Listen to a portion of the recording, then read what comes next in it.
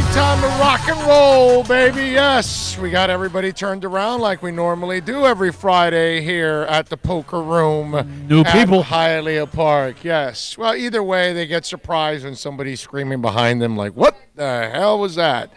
And there you go. We are back, as always, and ready to rock and roll. Hope you guys are doing well out there. We'll be out here for a few hours having some fun. We're at the Poker Room here at Hialeah Park. Second floor poker room, so come on out and join us. We'll be out here till, I don't know, about 3:30, something like that, 4 o'clock. We'll be out here talking all kinds of sports, all kinds of things going on in the world of sports. We got Panthers losing last night, as expected. We got the Heat back in action tonight. Taking on the New Orleans Pelicans, a little road game action. We've got Inter Miami tomorrow at 3:30 in the afternoon, so looking forward to that. I actually think they're going to win this week. I do. I think that's your prognostication there? Yes. I think that let me say, I hope you're as successful with this as you are with the XFL.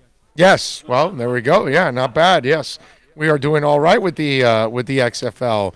So we'll give you our picks also in XFL action. We are 13-6, I think it is, something like that, right? Yeah, 13-6 against the number in XFL action. So there you go, and hopefully we will pick some more winners here in the process. So we'll have a little fun. Question. Yes. You got your kit. Are you happy? Yes. I did post a video on YouTube. We went live from Caneswear. We got out of Acura, went over to Caneswear because they've got the new Inter Miami jerseys there at Caneswear, and so I went and I bought the black kit and I bought the white pinkish kit. They have both. Yeah. They have the replicas and they have the authentics. So they have both, and they have several T-shirts. They've got all kinds of hats also. So this hat is so comfortable, man. It is amazing. I already had this hat, by the way. I didn't buy the hat at Caneswear. I already had the hat. I got this one in the MLS store. But you bought 2 jerseys? Yes, I bought the black and the white. I bought the home and the white. You happy? Oh yeah, for sure. No numbers, right? No, they don't have any numbers and they don't have any sponsors.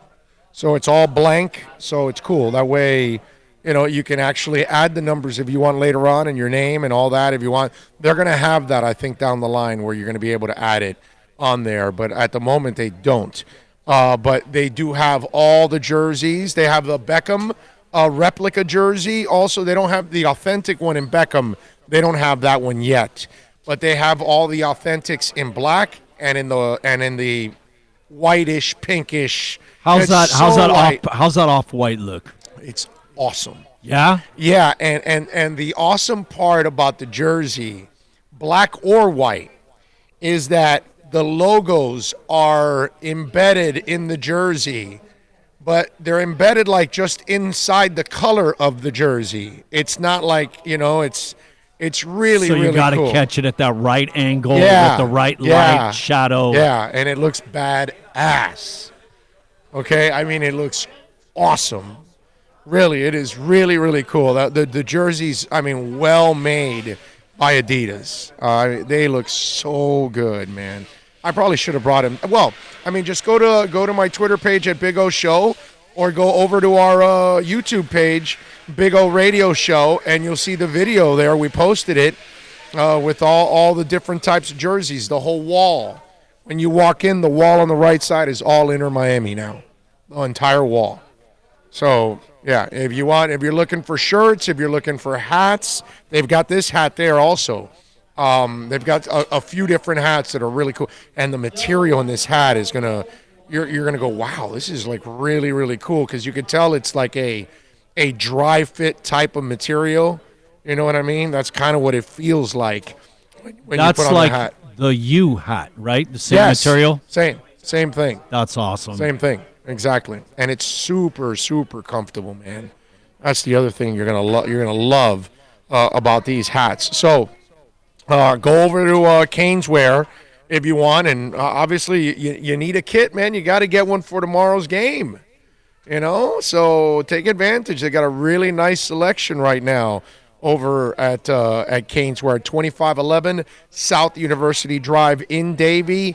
Call them or check it out online. I don't know if they've put, because they just got the items, so they have to take pictures and then put them online. I'm not sure yet if they're all online, but if they are, then you'll be able to pick it out right away. If not, call them and then they'll help you out and all that good stuff. You can check out my video there, which you'll see all of that. What was I gonna? Let me see. What else do we have here? What were you gonna say? You were gonna say something? Do me a favor. Oh, just very nice. 2 jerseys. Log this thing on at Hialeah Park Events or whatever. It's asking the password. If you know it, put it in there because I don't know what the hell's going on because I need some internet here, and I have no internet right now for my pads. So that way I can actually keep up with you guys, and you can send me questions and comments and all that good stuff. And I can't keep up with any of it right now because I can't sign on online at all. Oh, they've got the bets out. Westgate took out the bets for Brady and his next destination. So this is funny. To the Pats, which is what I think, and a lot of people still feel that he'll go to the Pats, it's 1-2. Going to the Niners is 12-1. Titans 9-2. Raiders 8-1. Chargers 8-1. 49ers, okay, I told you 12-1. Bucks 30-1. Cowboys 80-1. And if you're wondering about the Finns, they are there with the Browns and the Panthers and the Bears 100-1.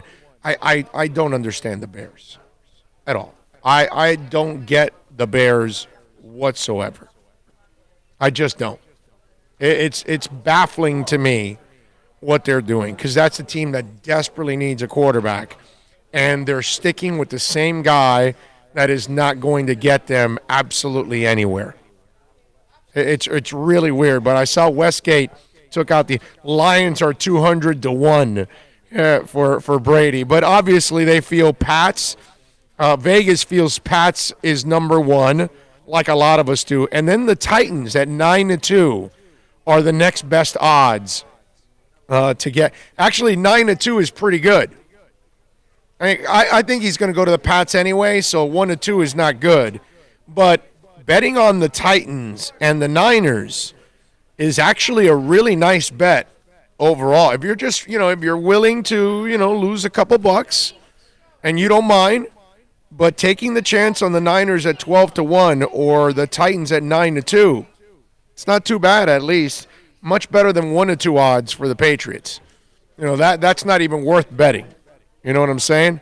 So this one, we'll see if they can. We'll see if they end up nothing. You can't get me on. Let me have it, bro. Let me have it. Yeah. Okay. Well, they can't give you the password. No, I'm typing it in. It's saying you can't get in. Okay. All right. Send me the password, and then I'll put it on and see if I can get it in, and see if we could get the damn password to go through and get the damn internet working here. Anyway, if you want to get in on the program, hopefully I'll be able to check your stuff on the accidentlawfirm.com text line. It's 786-322-1105. That's 786-322-1105. If you want to get in on the accidentlawfirm.com text line, you can also reach out to us on Twitter. That's at Big O Show. Follow us there as always because that's kind of like a 24-hour talk show there on Twitter. So we got the Brady odds of them. And listen, I've told you guys before, I want him to come back to the Patriots because eventually I want to see our Dolphins knock them off. That to me will be the ultimate satisfaction when it's all said and done. If you can get the Dolphins to knock them out, That would be, for me, Be the dagger in the heart that ends it. Yes. So come back to the Patriots. I get it. Some of you out there are jaded and you're all worried about everything that's gone on in the past and you think history is going to repeat itself and all of that. I don't. I am totally convinced that the Dolphins are headed in the right direction and we're going to see – you saw 5 wins off of no talent.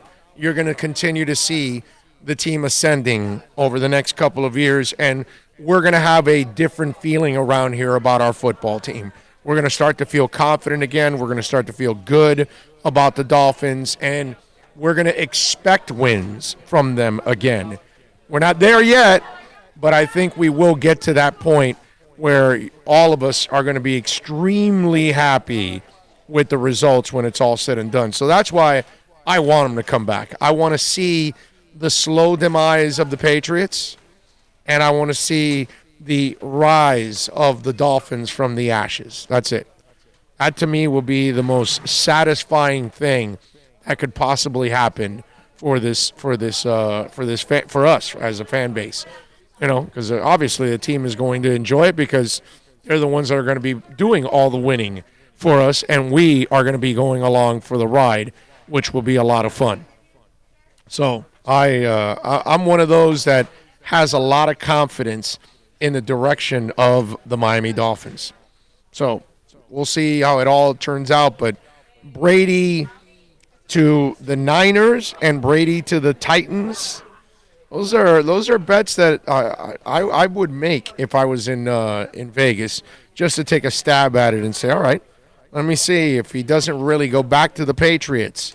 Will he end up going to either Tennessee or the Niners, which to me seems like logical places for him to go.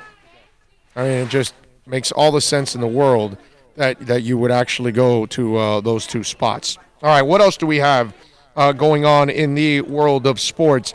You see Peyton Manning, after the crazy Tony Romo contract at $18 million a year, and listen, I shouldn't even call it a crazy contract. You know why? Because this is what they were willing to pay. And so if they were willing to pay that, then, hey, man, more power to you. You know, go for it, Tony Romo. But now the word is that Peyton Manning is the guy that they're going after now. And so they want to pay Peyton Manning somewhere in the neighborhood of $18 to $20 million on ESPN. And they also want to acquire Al Michaels. So you team up Al Michaels with Peyton Manning. And here's where, to me, it doesn't make a lot of sense. And I'll explain this to you guys. Because none of us ever watch for the broadcaster. Ever. We don't ever care. I've never heard anybody say, all right, yeah, let's sit down and watch Falcons and Packers. And, oh, by the way, who's calling the game? Because that's really important. If not, I'm not going to watch it. There is one, What? Vince Scully back in the day, man. You would tune into the Dodgers game, too. So that was a bonus. You weren't going to turn off the Dodgers if he wasn't doing it. I would tune in. No. You tune in for Vin, but you're not tuning out because Vin is not there. You're still going to watch the Dodgers game no matter what, just like I am. You know what I mean? I love John Miller. I'm a huge John Miller guy, and when I lived in San Francisco for a short time, he was a voice of the Giants. And I would stay in the car just to hear the baseball call with John Miller because it was cool. It's also really nice to cruise in a 280ZX with the tops off through San Francisco. So let me not lie also, because it was actually a really, really nice drive overall in San Francisco. But still, I enjoyed listening to John Miller. But my point is, you're watching the games because you watch the games. You never watch a game because of the announcer.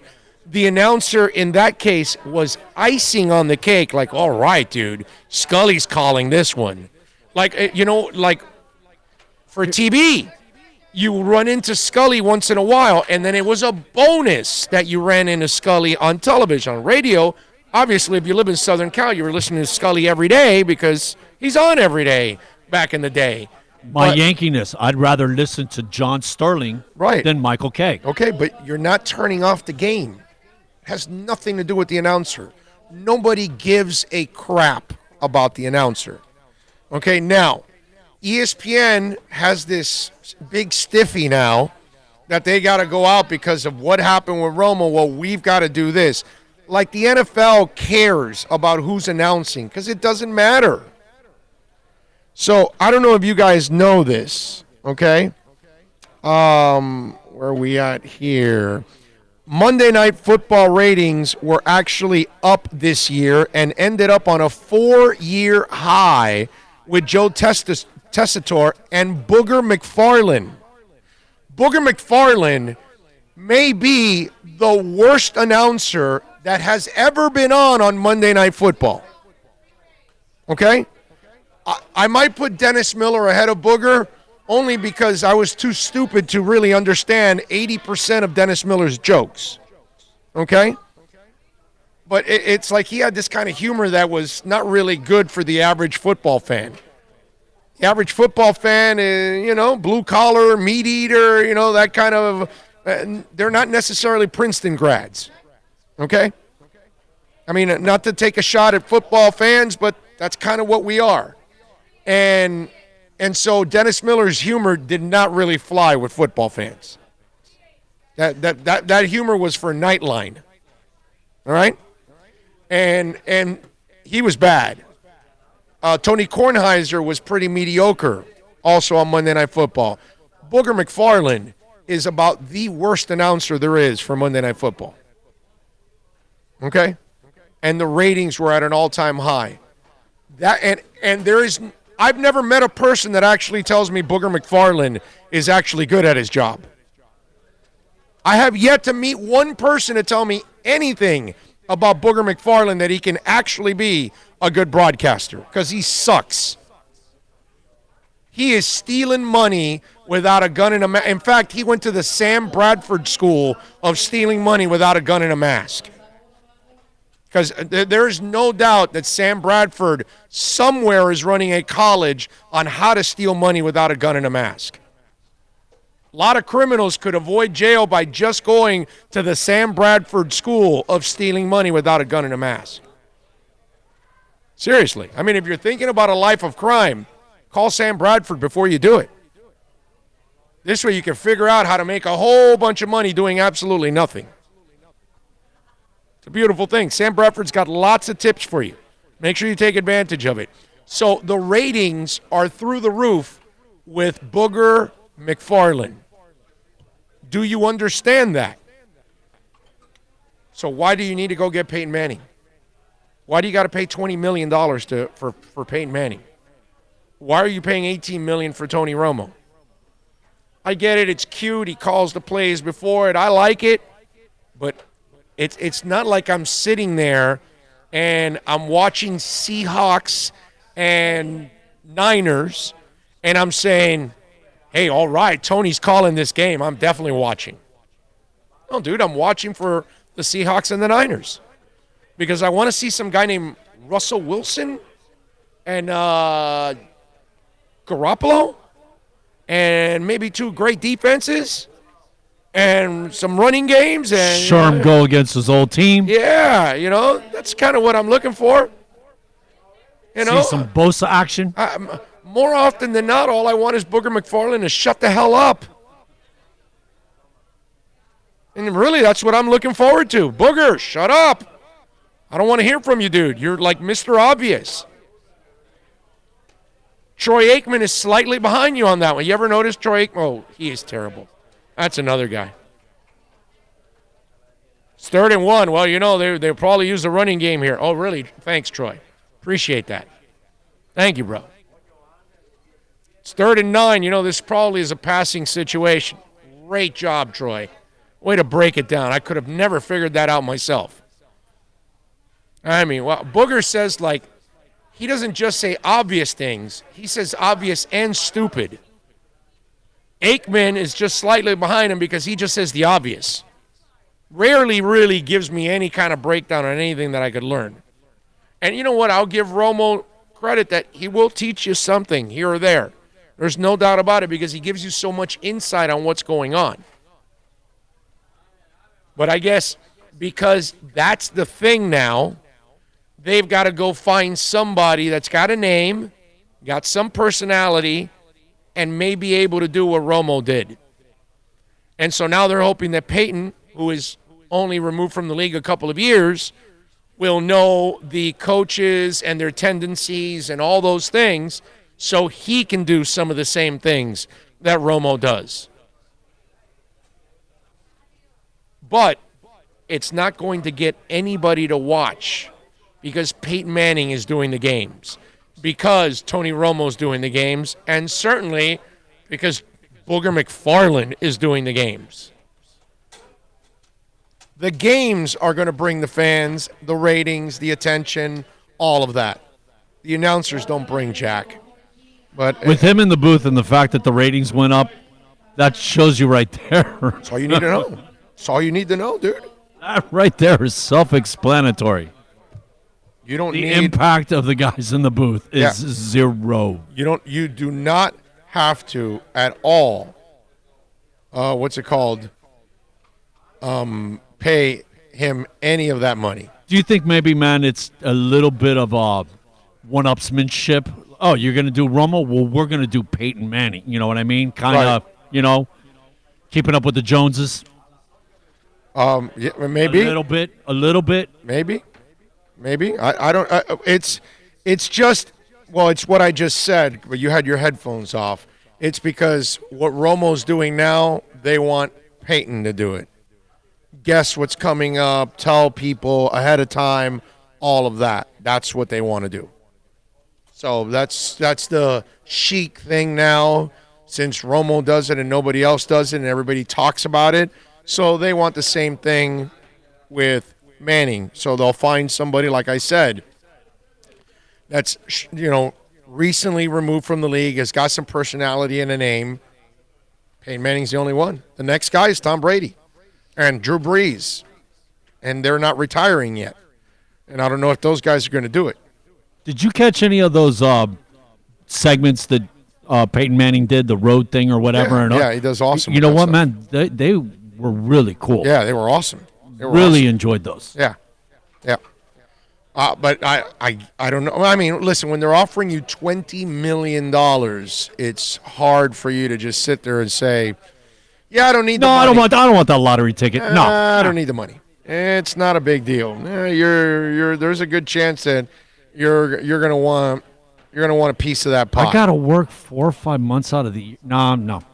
Right. So that's where you got to expect. You can't blame the man for actually wanting to go back to work and do that for a living when it's $20 million that you're actually going to. You think Eli's sitting there going, "Where's my job?" Yeah, listen. If Peyton denies it, maybe they go to Eli. Now I don't know if Eli really wants to do something like that.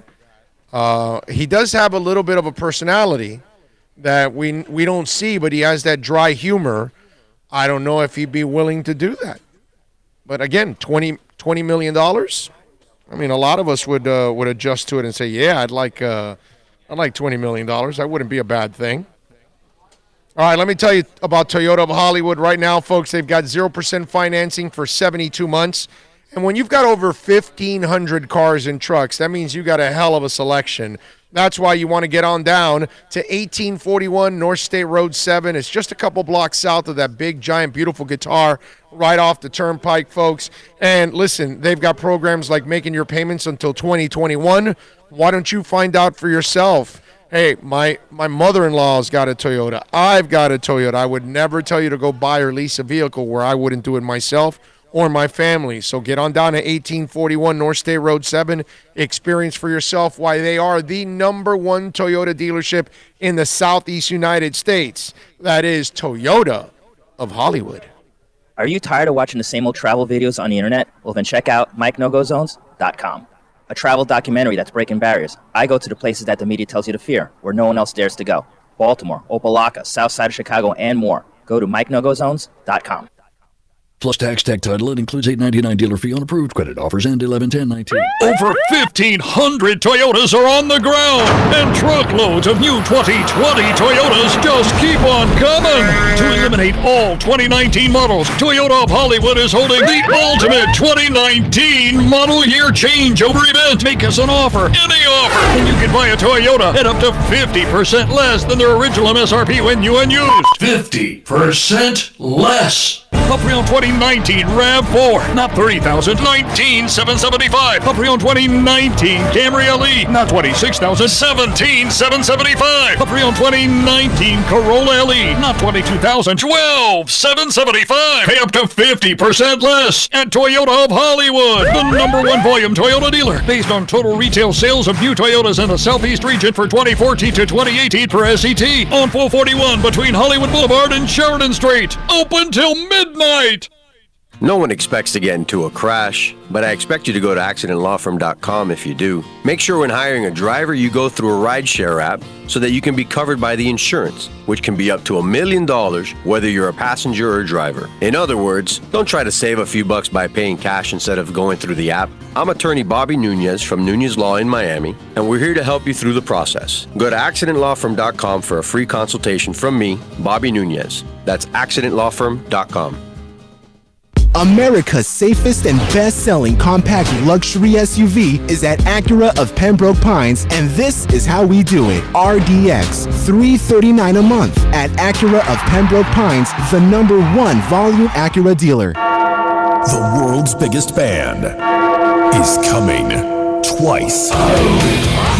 Metallica. Headlining the Welcome to Rockville Music Festival. 2 different nights, 2 different sets. The weekend of May 8th through the 10th. Go to welcometorockvillefestival.com for all information. Get your tickets on sale right now. The one, the only Metallica. Go to welcometorockvillefestival.com.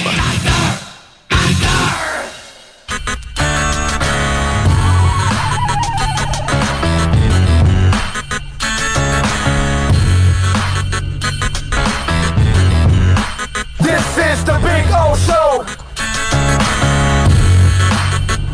This is the Big O Show.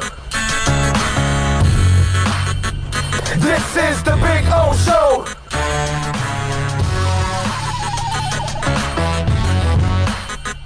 All righty, welcome back. We take you, of course, till about 3:30, 4 o'clock out here at Hialeah Park. So if you want to get in on the accidentlawfirm.com text line, it's 786-322-1105. That's 786-322-1105. If you want to get in on the accidentlawfirm.com text line, you can also reach out to us on Twitter. That's at Big O Show. Follow us there as always. There's some free agent stuff out there, and I wanted to clear up some of it because I got some questions on this on the text machine, on the Twitter actually, last night, and people were asking about all this. First of all, look, I've told you guys that I want them to go after Young. Trent Williams has been given the green light to seek a trade, and those of you out there got into the Trent Williams talk last year, and I told you that they weren't going to do stuff like that, and they're not going to do it. This guy's 34 years old. They're not going to all of a sudden go and offer a pick for a 34-year-old who, by the way, now wants a new contract and wants more money. And I just don't see them actually giving him that kind of money. You know what I mean? So that's to me, it just doesn't make any sense whatsoever. That's why I keep telling you guys that when it comes to Trent Williams, I just don't see them actually going to the extreme of signing a guy like Trent Williams when they don't have to at this point. What you want with Trent Williams is you want a guy. Oh wow. All right. With Trent Williams, you're going to get a guy that is not what you need at this point in time. You're not building on anybody like that. So that's why you don't add him. The other guy is Melvin Gordon. Miami needs a running back, yes. But what you need is to draft one, ladies and gentlemen. Because I got those questions. Hey, what do you think? Should they go after Melvin Gordon? No. You want to go after a rookie because that way you don't have to pay him for 4 or 5 years.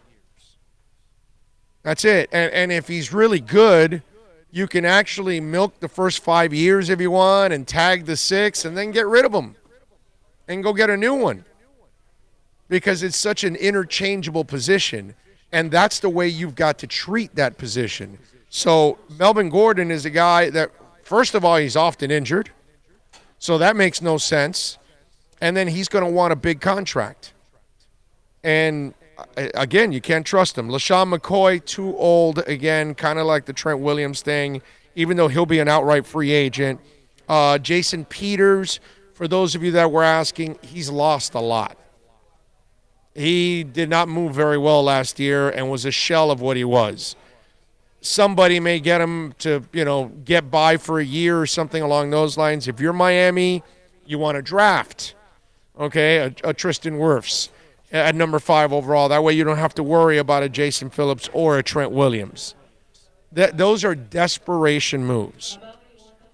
Those are the kind of stupid moves that the Mike Tannenbaums of the world used to make when they thought they were 1 or 2 players away, and they'd go overpay for guys like this, and then they'd end up with 6 or 7 wins on the season. They'd be looking at each other going, man, I thought we were close. No, you weren't.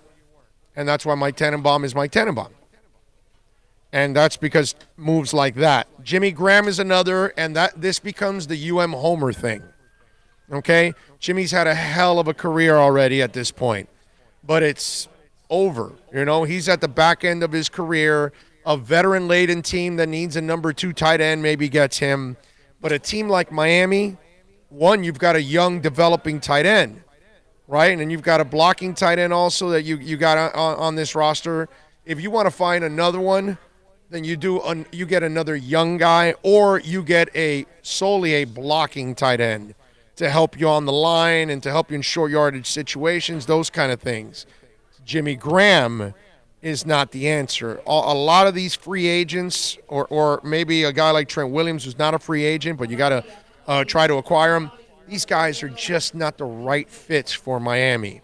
And what happens is that a lot of you out there, you're so used to doing things the wrong way that you've been programmed that it's a good thing to go get Trent Williams, and that it's a smart thing to go add Jimmy Graham, and it's a smart thing to take a chance on Melvin Gordon. And all. No, they're not.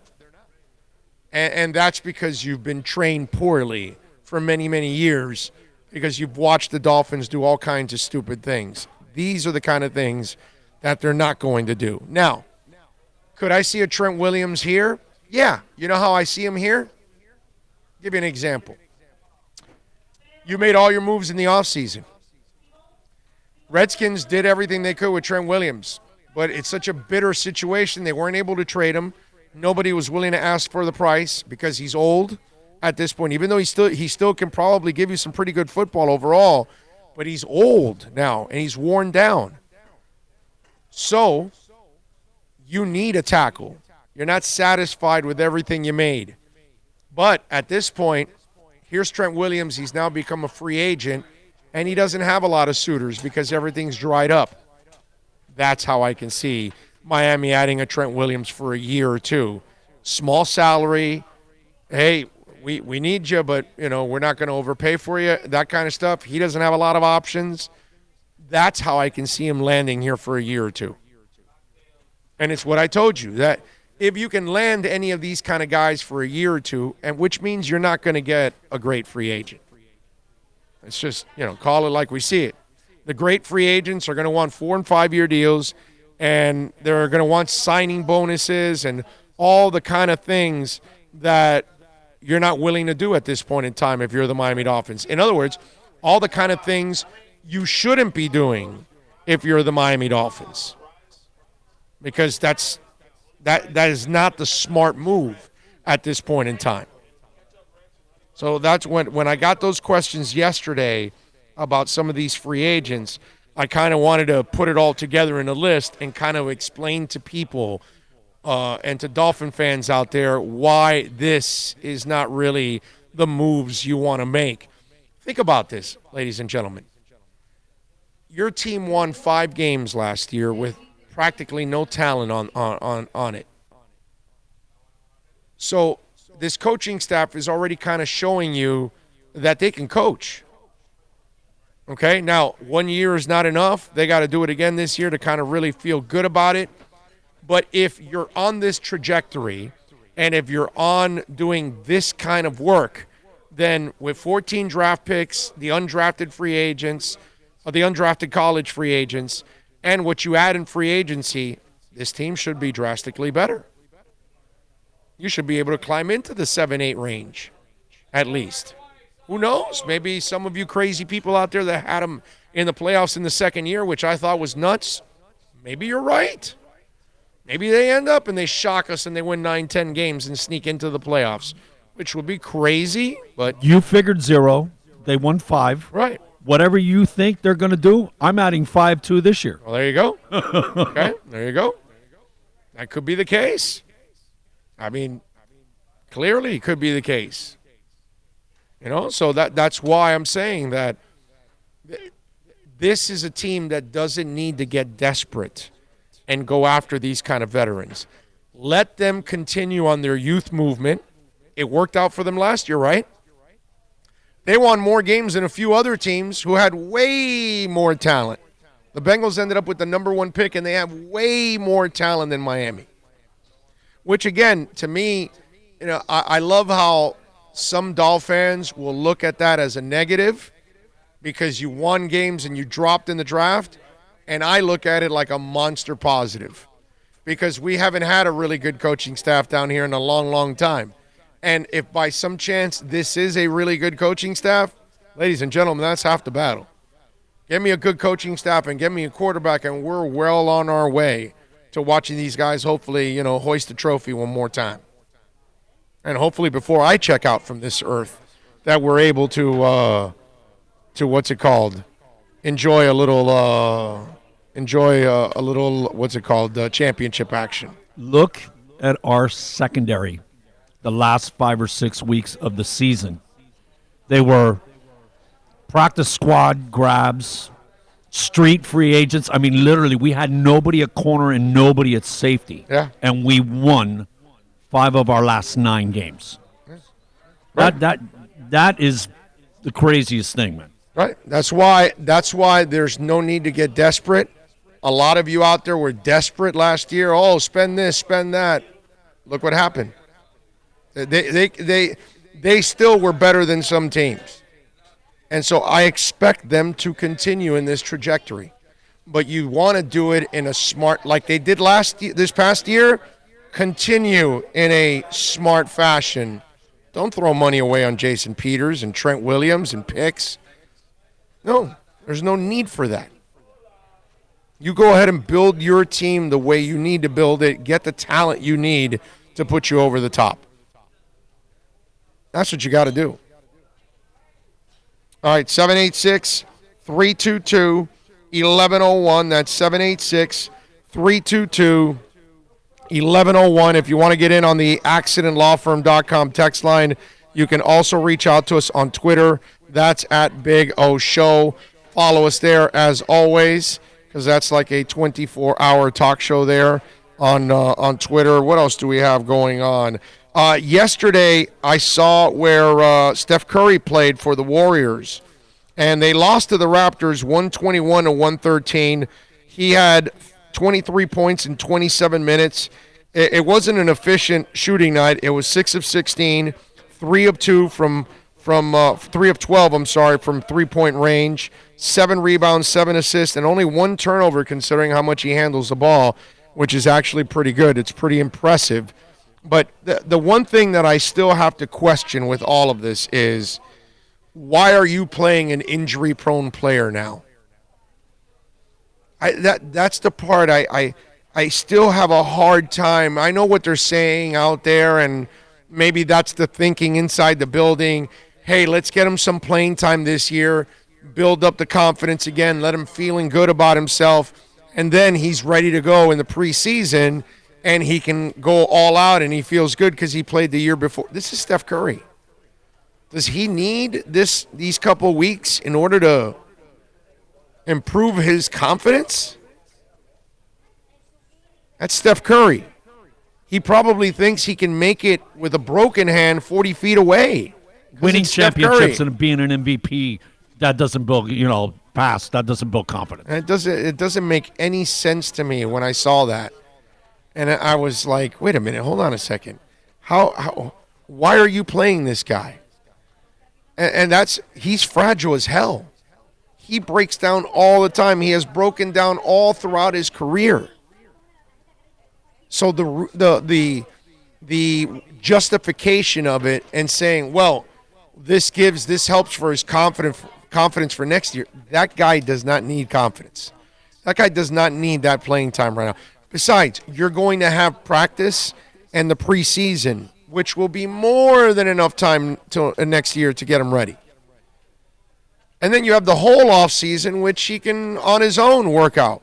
And look, I get it. You can blow out a knee while you're working out, but there's more of a chance that you'll get hurt in a game situation, which, by the way, that's where he's gotten hurt more often than not, has been in game situations.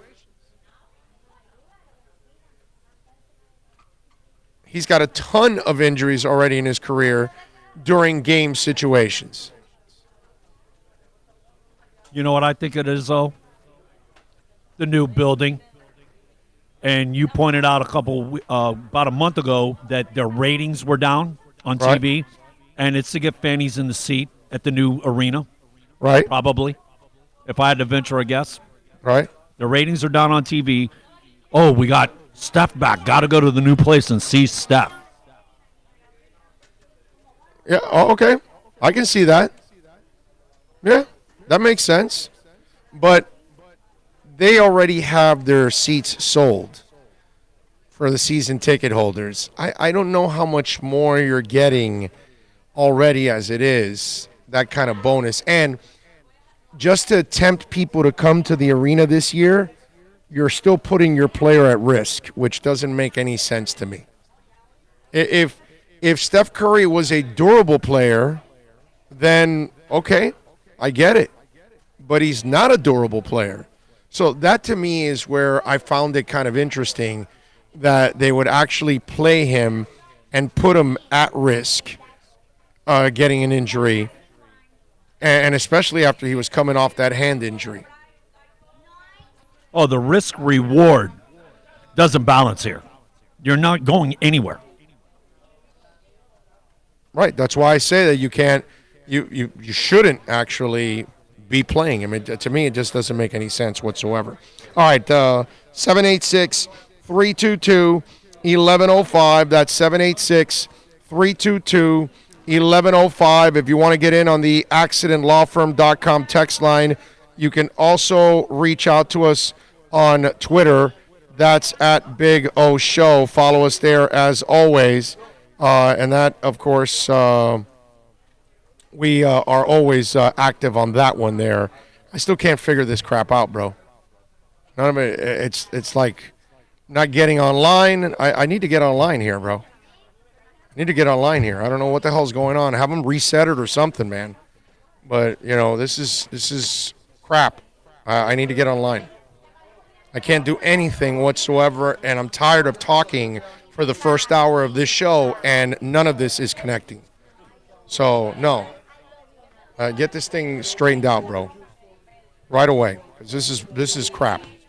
I can't have all this stuff going on.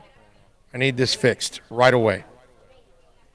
And it's too hard to work this way. I got to keep up with any of the breaking news that could be coming across, and I can't talk. And I'm not communicating with people too. On top of all of that, so we got to fix this with a quickness.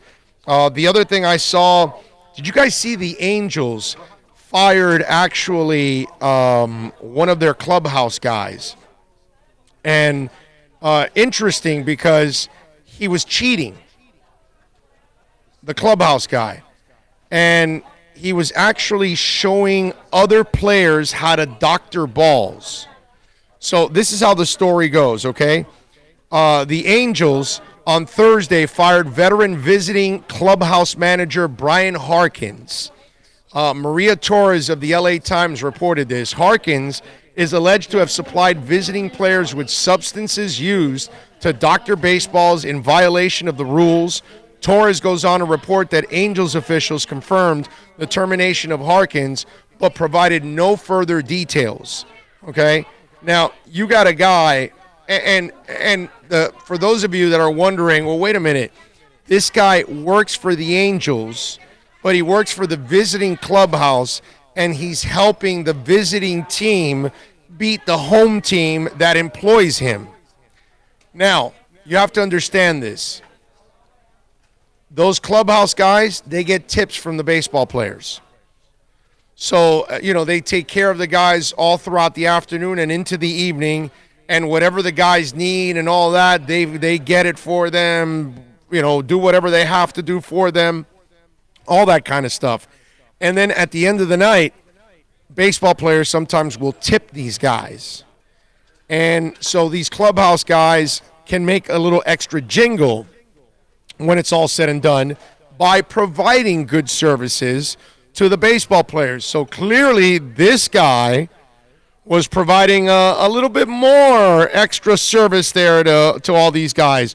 Alden Gonzalez writes that Harkins, who has been with the team for more than 30 years, had been providing illegal sticky substances in visiting clubhouses that aided pitchers' abilities to grip the baseball. All right, it's officials in the official MLB rule book. It states 3.01. That's the rule number. No player shall intentionally discolor or damage the ball by rubbing it with soil, rosin, paraffin, licorice, sandpaper, emery paper, or any other foreign substance. Rule 6.02 also forbids the pitcher to apply a foreign substance of any kind to the ball. In other words, whatever, doctoring the ball, and obviously they were not happy. They needed a little help, obviously, to pitch better, and this guy was providing it. I mean, come on, man. The part I don't understand is that clubhouse, that baseball team has employed you for 30 years, bro. And you sold out to the tips, which he probably made some good money. Remember, those tips are tax-free. There's a good chance that they're not reporting those tips. Okay? I'm just saying. Not that I want to get any of these clubhouse guys in trouble, but I wouldn't be surprised if they're not reporting those tips. And I find it really dirty that somebody that's employed you for 30 years, you're like constantly like sticking it to them and you're screwing them over. It's weird, man. But then again, those tips from those baseball players, think about it. You got 24 guys in that clubhouse, right? And let's say you were, because there's a couple of guys, but let's say you handled 7-8 of them in a corner that you were taking care of them, and they all dropped 100 on you. And you ended up with an extra $600, $700, $800 at the end of the night. Maybe even more. Besides whatever you get paid to do your job. I guess that's where that would be a little intoxicating, let's say, and that would motivate you to actually, do whatever they needed you to do. All right, let me see what we got here, because, hey, we can actually read the chat board now. Josh says, what's up, Big O? Go Gators is back. GPP Central says, I just dropped that XFL DFS gambling picks. So check them out with this money, or check them out with this money with me.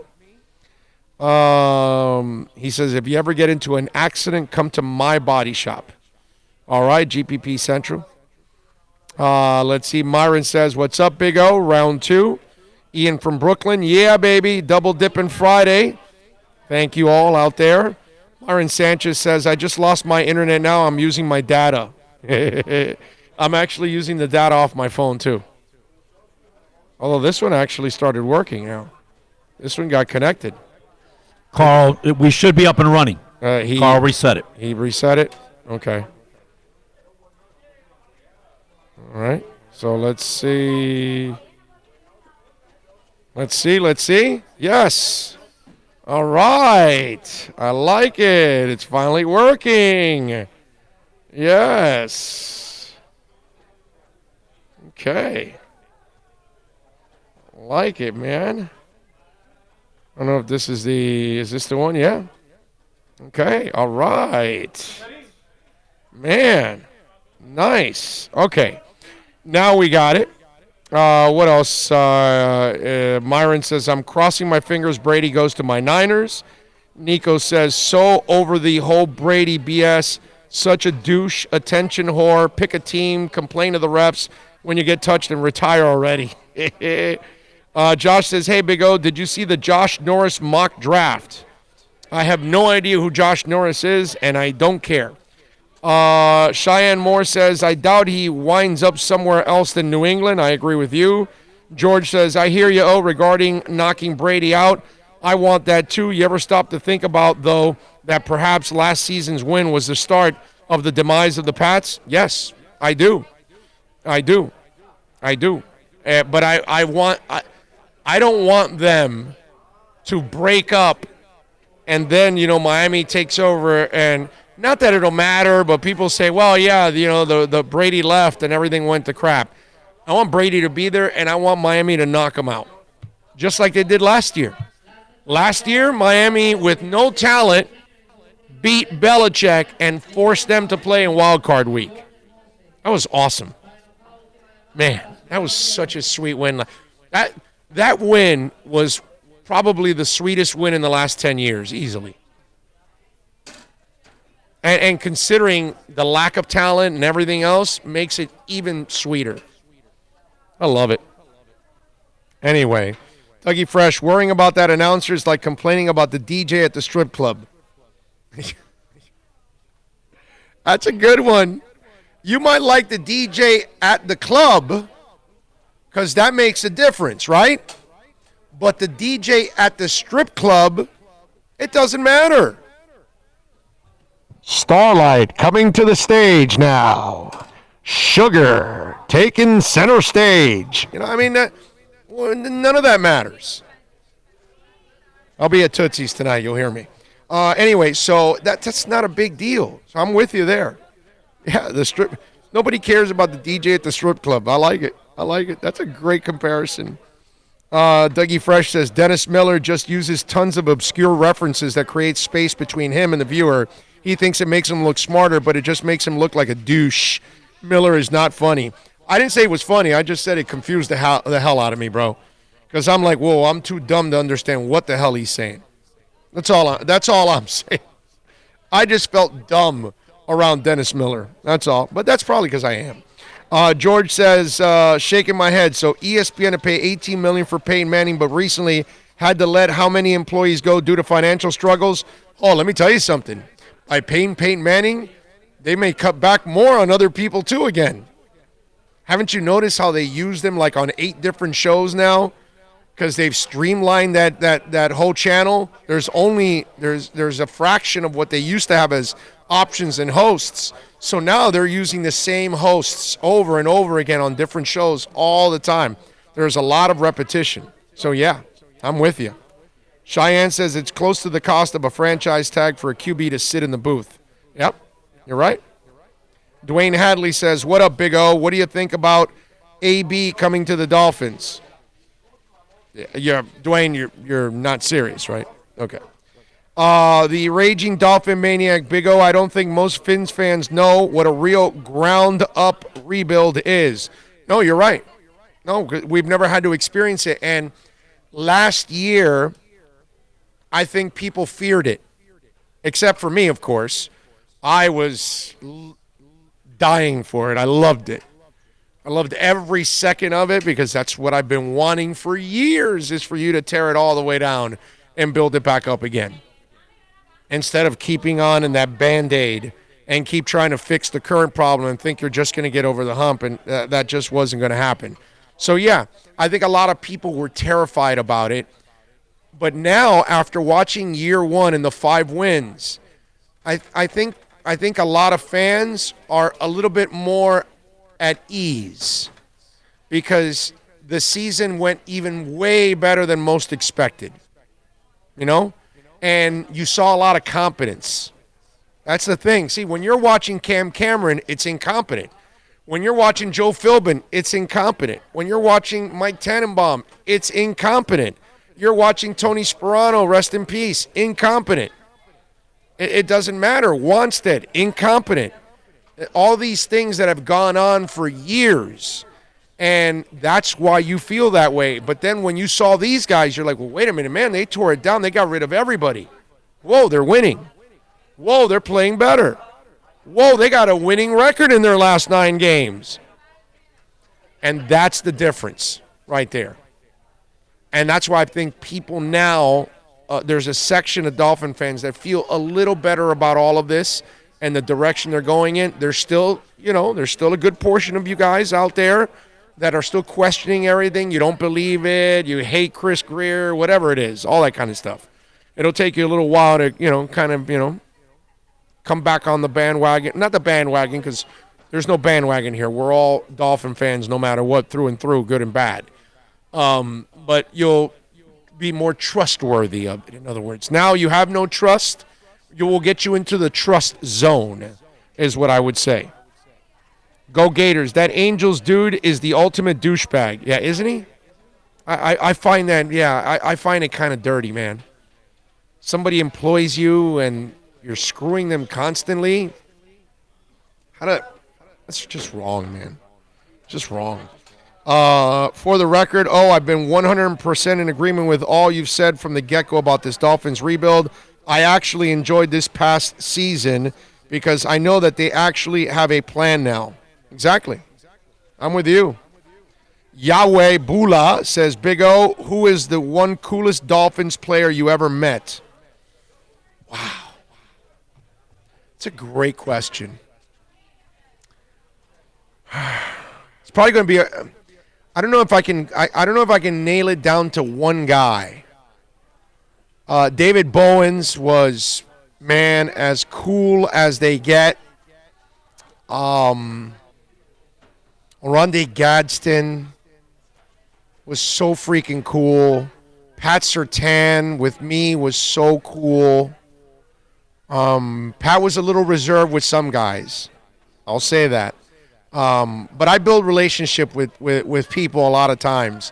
Like, I'll give you an example. The Marlins, back in 97, and even for the Mets or whatever, ask people that covered Bobby Bonilla, and they'll tell you that he's not the nicest guy in the world. I'll tell you he's super cool with me.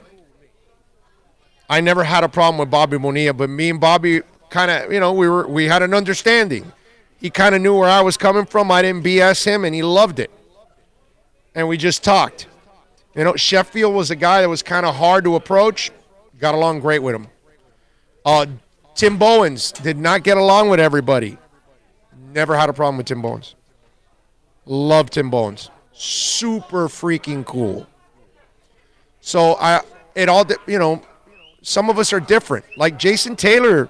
Jason didn't let a lot of people in his circle, but while I was a beat guy, Jason was money with me, bro. Money. And there are guys that'll tell you, Jason Taylor's a jerk. Because Jason would cut them off, and he didn't. If Jason doesn't like you, doesn't trust you, not going to let you in. That's all.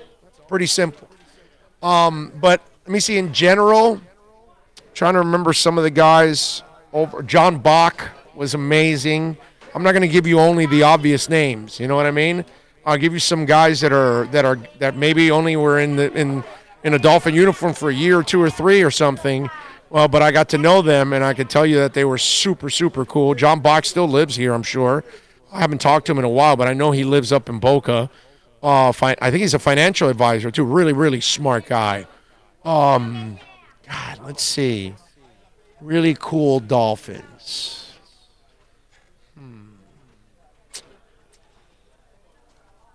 I'm trying to think of a couple of obscure ones that I got along with. Trying to think of this defensive back that was really, really cool. He lives in Orlando now, in Central Florida. Oh man. Trying to think of that. I got his face in my mind. I just can't remember the damn name because it's like an obscure name. I'm trying to think. Let me think of some other ones that I could tell you. Keith Sims. Oh my Lord, Keith Sims and Richmond Webb. Money, people. Tim Ruddy. Tim Ruddy was awesome. Tim Ruddy was super boring. Okay, like he would annihilate your sound bites, right? And then people are like, "Well, dude, yeah, Tim is boring, right?" And I would go, "Well, yeah, I mean, because he's playing the game. Because you come up with the mic and then you ask him the regular, questions about the other opponent. He's not going to give you any bulletin board material. He's going to give you those canned answers. Well, they work really hard and they're really athletic up front. Where they're going to be a real load for us. It's going to be quite a challenge. They've got a really smart coaching staff that schemes them well, and we're going to be, right. So Tim would cookie cutter answers. Yeah, he would just pump you up with a bunch of crap. And then on Fridays, we would show up, right? And then Fridays was like the media members that went on Friday were the super hardcore ones.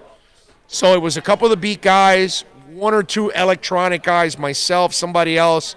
And you weren't really getting a lot of good sound that day. There weren't a lot of guys around. And so because there weren't a lot of media members around, it was only the hardcore. Tim would then hold court.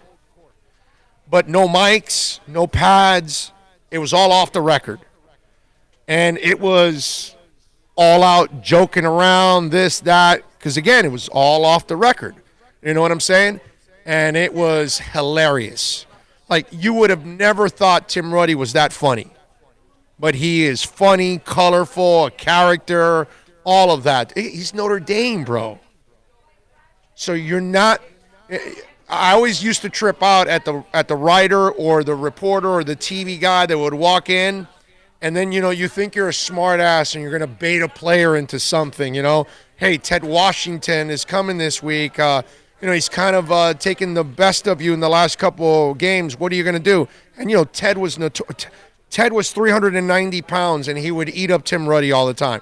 But then again, Ted would eat up almost everybody because he was 390 pounds, right? And so Tim knew that he was expecting, you were trying to get him to be frustrated about it, right? Well, hey, Ted's a great player. He's a Pro Bowler, and, it's going to be a great challenge this week.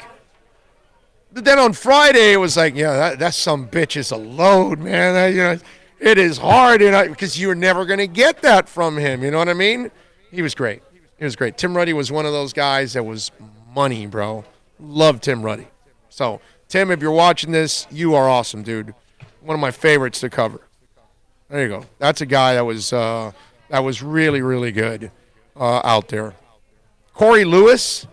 There's a little blast from the past. A DB, safety. He had a snake. He was that was his nickname. I think it was the Snake. And he had a cobra, and then it looped around his belly button. So he'd always be walking around shirtless so you could see his cobra, right? That was his thing. He's the guy that gave me the saying years ago. It was the first time I had ever heard it. Never heard anybody else say it. This is close to 30 years ago, because this was Jimmy Johnson, midway Jimmy Johnson. So this is mid-90s. And it was, you can't make the club if you're in the tub. He was the guy that I first heard it from. I don't know if I ever heard it from anybody else. I heard it from many other people after that.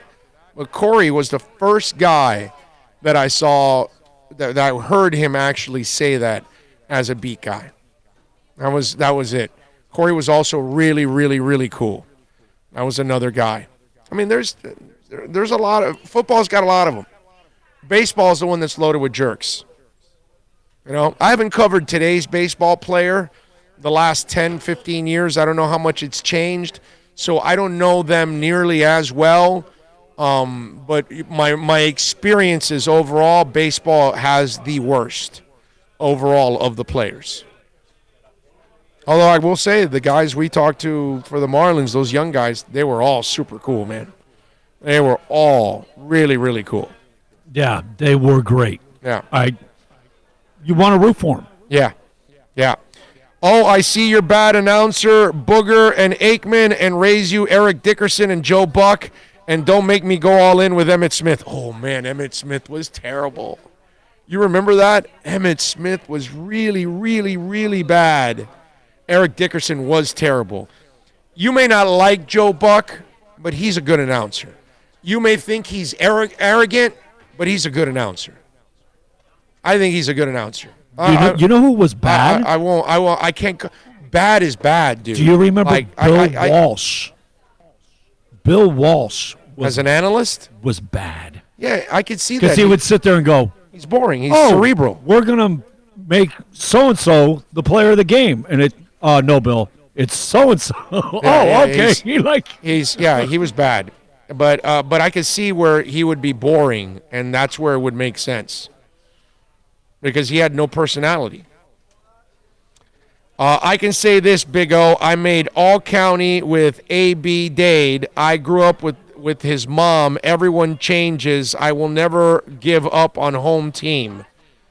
All right, you don't have to give up on home team, but tipo está loco, bro. So, I mean, you can say whatever you want about A.B., but the dude is flat-out crazy.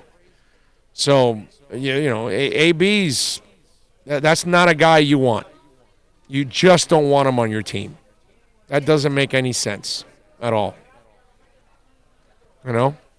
I mean, to me, he's just a guy that doesn't get it. That's the problem. Oh, did you see what happened at the Knicks game last night? Less fans showed up to the Knicks game in a long, long, long time, actually. After the incident with, with Spike Lee, the Knicks had their lowest home attendance in 13 years. All right, here it goes. After Lee was told he could not use the entrance that he's been using for 28 years, the situation escalated, angered the Academy Award winner, causing confusion in the basketball world. Well, the following game, the incident saw the smallest home crowd in over 13 years, and this doesn't seem like a coincidence is what it says. Madison Square Garden welcomed only 16,588 fans, 3,200 under capacity for the eventual 112-104 loss to the Jazz. It's the smallest MSG crowd to a Knicks game since December 13th of 2006, when only 15,895 fans saw Atlanta win over the Knicks. About 13 and a half years and over 500 regular season games have passed since the Knicks played in front of so few fans at Madison Square Garden, with one in about every 6 seats empty on Wednesday night. I mean, Knicks fans are some of the dumbest fans that exist on the planet. Seriously. If you're paying Madison Square Garden prices to watch that crap every year, you're a dumbass. Okay? That's not a fan. That's not a fan. You go back to a restaurant when you find a hair in your soup? Yeah, when they don't cook the steak the right way, you're back the next week for another bad steak? Huh? How about your waitress? She picking her mouth and then serves you her food? You're going to be back next week? Come on. I mean, going back to see the Knicks every year and pay those tickets, that's stupid. You're a dumb consumer. And the owner knows that you keep paying for the tickets, they don't have to do anything. Well, what do I need to improve the team for? All you guys buy the tickets up. And notice, 3,200 less fans showed up. That doesn't mean that those tickets weren't sold. They just didn't show up. That's a huge difference. He still got the money. Now, he didn't get the max because those 3,200 fans did not buy beers and Cokes and hot dogs and shirts and whatever kind of paraphernalia you want to mention. That's why I'm saying that, This is why this is a stupid consumer base right there. That's why when people pick in our town and when they're not going to a bad team, no, that's smart. That's super smart. Those days, I've told you guys this 1,000 times. Those days that your discretionary income and you've got to buy tickets and you've got to support your local team and all that crap, get the hell out of here. You kidding me? Come on. No way. You support when they deserve the support. If they're not doing, not because you have one off year, but if you're the Knicks, I get it, man.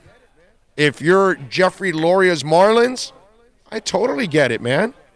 It's the way it should be. 786-322-1105. If you want to get in on the accidentlawfirm.com text line, that's 786-322-1105. If you want to get in on the accidentlawfirm.com text line, you can also reach out to us on Twitter. That's at Big O Show. Follow us there as always. The coronavirus claims another. And I'm talking about concerts. Queen and Adam Lambert have been forced to reschedule their May 26th concert at the Accord Hotels Arena in Paris due to the fears of the coronavirus. Unfortunately, our show in Paris had to be postponed following a government decree in France to cancel all indoor events over 5,000 capacity in France until the 31st of May in an effort to contain the spread of the coronavirus. We are currently working with the promoter to try to reschedule the date. We will make a further announcement at the earliest opportunity. Please keep hold of your tickets, which will be valid for the new date. Ticket holders will be advised to reimburse a reimbursement procedure if required in due course. The band stressed no other Queen and Adam Lambert shows have been affected at this time. I keep worrying about the draft. I am terrified that I'm not going to be able to go to the damn draft. Seriously. It's like, no, I'm expecting them by in another week or two to say, hey, we've got to start canceling all these events, and I got to go to Berlin tomorrow. I'm wondering, stuck in club space, in that tight space in club space. The thing about club space, those people, it's like Ultra. Yeah. They come from everywhere. Yeah. Dude, your throat, you're never clear, bro. Never, ever. That is an issue. Yes, obviously a gross one. And by the way, so should I go in a mask to the concert tomorrow? What do you think? See, I'm here at the casino. It's loaded. No mask. We good?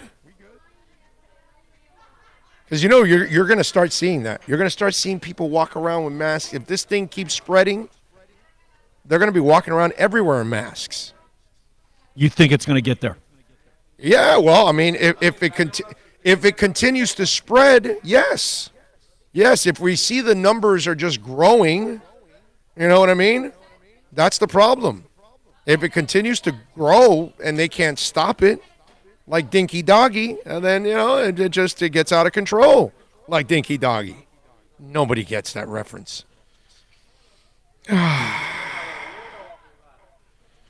786-322-1105 if you want to get in on the accidentlawfirm.com text line. That's 786-322-1105. So Queen and Adam Lambert. Also, I don't know if you saw this, but Ozzy Osbourne also canceled an appearance too because of the coronavirus. Okay? Concerns surrounding Corona's outbreak, Ozzy Osbourne had to cancel his previously scheduled appearance at the South by Southwest Festival. The legendary rocker planned to attend the event, which takes place annually in Austin, Texas, to promote the new documentary, The 9 Lives of Ozzy Osbourne. The film chronicles the Prince of Darkness life from childhood to his years fronting Black Sabbath and his own success as a solo artist. Now, the documentary features, whatever. All right, so Osbourne is the latest notable name to pull out of the event. Nine Inch Nails frontman Trent Reznor, who had been scheduled to discuss his work on the HBO series Watchmen, announced via Twitter that he would no longer be attending. He says, hey, we're sorry. We won't be giving our Watchmen keynote this year because we had some surprises in store. However, it was the right decision. We will see you soon. Be safe and smart. I mean, it just continues, dude. Cancellation after cancellation after cancellation continues to grow. So yeah, hell yeah, I am definitely, concerned about losing out on the draft. Now, did you see the latest with David Crosby? Yeah, for those of you out there, if you're not very confident rolling your joints, make sure you don't send your pictures of your joints to David Crosby. Because the former singer of Crosby, Stills, Nash, and Young sometimes, he has now gone to social media to start critiquing people's joints. So this guy put it up, and then he retweets, as you can see, and he puts crumpled and puny is how he described this guy's joint. Then this one here, he retweets back and he puts, looks like a sub that went on the rocks. Okay?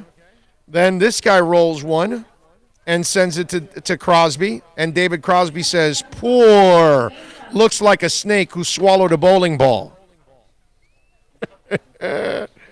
And then this guy sends him multiple joints, and he says, this will certainly work, but as lip art, they basically suck. So there you go. So if you want, if you want to test your rolling skills, maybe you think you're really good at it, maybe you're really bad at it, and you just want to get a rise out of them, you can do what many others are doing. And David Crosby is the ultimate guy to tell you whether you're doing it right or doing it wrong. This one goes, for homemade, that's pretty damn good. Notice the very thin paper. And then look at this big old brown one, right?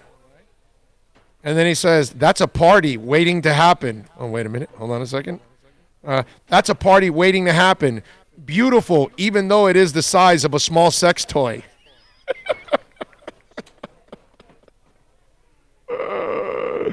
I love it.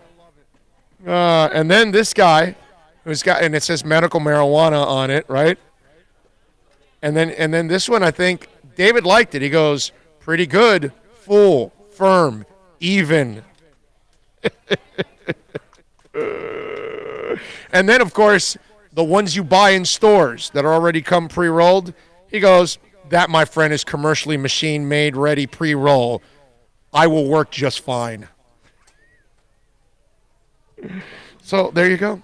Just in case, if you want to test your rolling skills, send David Crosby your J's, and he will tell you if you're actually any good at it. So, you've done 51 in a row. 51 minutes in a row? We are ready for Will Carroll. Oh, Will Carroll, the injury expert, is coming up. Yeah, we can ask him about Steph. Okay, and Tyler Hero. Okay, if there's a injury you want me to ask Will Carroll that might affect what you're doing this weekend when you're trying to make an investment, make sure you send it in right here on the chat board on YouTube or on the accidentlawfirm.com text line. We will talk to the injury expert, Will Carroll, in a couple of minutes right here on The Big O Show. Plus tax, tech title. It includes $8.99 dealer fee on approved credit offers and 11/10/19. Over 1,500 Toyotas are on the ground, and truckloads of new 2020 Toyotas just keep on coming. To eliminate all 2019 models, Toyota of Hollywood is holding the ultimate 2019 model year changeover event. Make us an offer, any offer, and you can buy a Toyota at up to 50% less than their original MSRP when new and used. 50% less. A pre-owned 2019 RAV4, not $30,000, $19,775. A pre-owned 2019 Camry LE, not $26,000, $17,775. A pre-owned 2019 Corolla LE, not $22,000, $12,775. Pay up to 50% less at Toyota of Hollywood, the #1 volume Toyota dealer, based on total retail sales of new Toyotas in the Southeast region for 2014 to 2018 per SET, on 441 between Hollywood Boulevard and Sheridan Street. Open till midnight. Are you tired of watching the same old travel videos on the internet? Well, then check out MikeNoGoZones.com. A travel documentary that's breaking barriers. I go to the places that the media tells you to fear, where no one else dares to go. Baltimore, Opelika, South Side of Chicago, and more. Go to MikeNoGoZones.com. No one expects to get into a crash, but I expect you to go to accidentlawfirm.com if you do. Make sure when hiring a driver, you go through a rideshare app so that you can be covered by the insurance, which can be up to $1 million whether you're a passenger or a driver. In other words, don't try to save a few bucks by paying cash instead of going through the app. I'm attorney Bobby Nunez from Nunez Law in Miami, and we're here to help you through the process. Go to accidentlawfirm.com for a free consultation from me, Bobby Nunez. That's accidentlawfirm.com. The world's biggest band is coming twice. Metallica. Headlining the Welcome to Rockville Music Festival. 2 different nights, 2 different sets. The weekend of May 8th through the 10th. Go to welcometorocktillefestival.com for all information. Get your tickets on sale right now. The one, the only Metallica. Go to welcometorocktillefestival.com.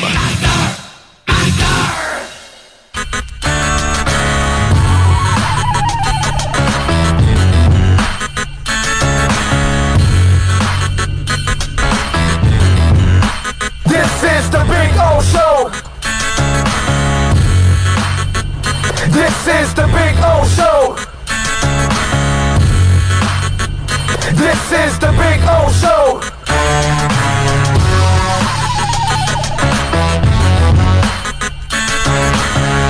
Alrighty, we are back.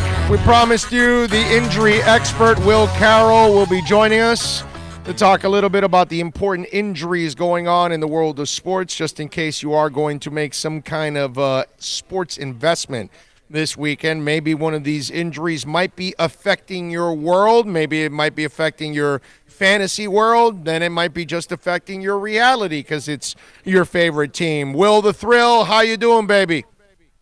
I'm doing great. Other than this weather, I know you guys down in Miami are probably getting it easy, but man, up here, it's gone crazy.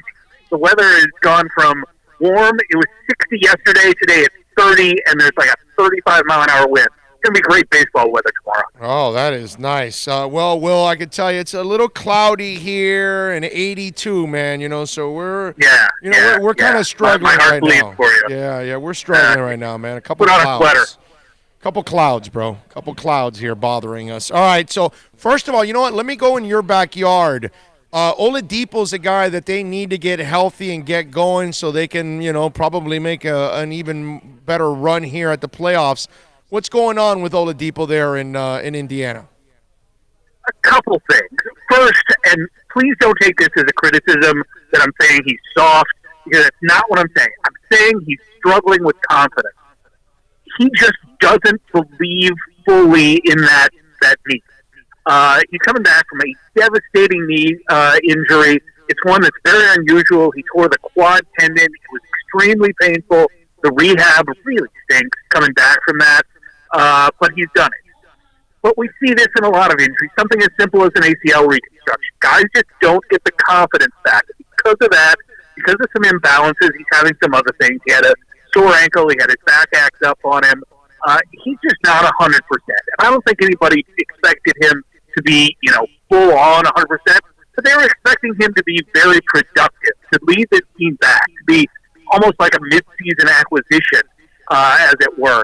He's not. He's just not right yet, and they're working hard to do it. If you talk to Victor, he'd say, no, I have confidence, but there's something in the back of his mind about that knee that he's just going to have to get past, and it tends to be time.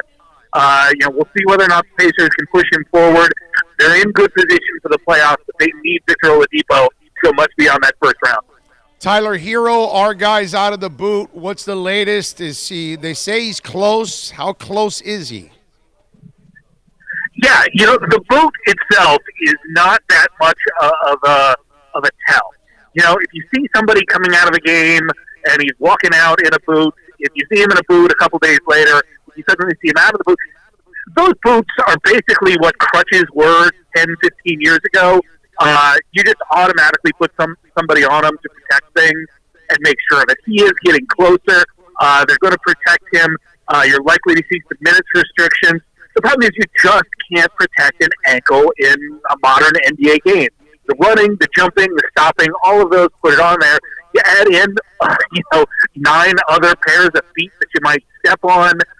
You jump up and you roll over on one, and you're right back at ground zero. So they're going to be a little bit protective of this as much as they can be. But this is one that you basically just have to wait for the body to heal itself up. All right. And then Steph Curry, he's playing now. Just out of curiosity, what's your take on it? Because a guy that injury prone, I just don't go for the crap of, he needs this now so he can feel confident for next year. That's Steph Curry, dude. He has preseason practice next year, plenty of time to get in a groove. I find it kind of weird in a hopeless season you would risk an injury-prone player like Steph Curry at this point in time. That's just me. Yeah. His injury proneness is a little bit overblown. He has bad ankles that have been surgically corrected, not unlike Tua Tagovailoa.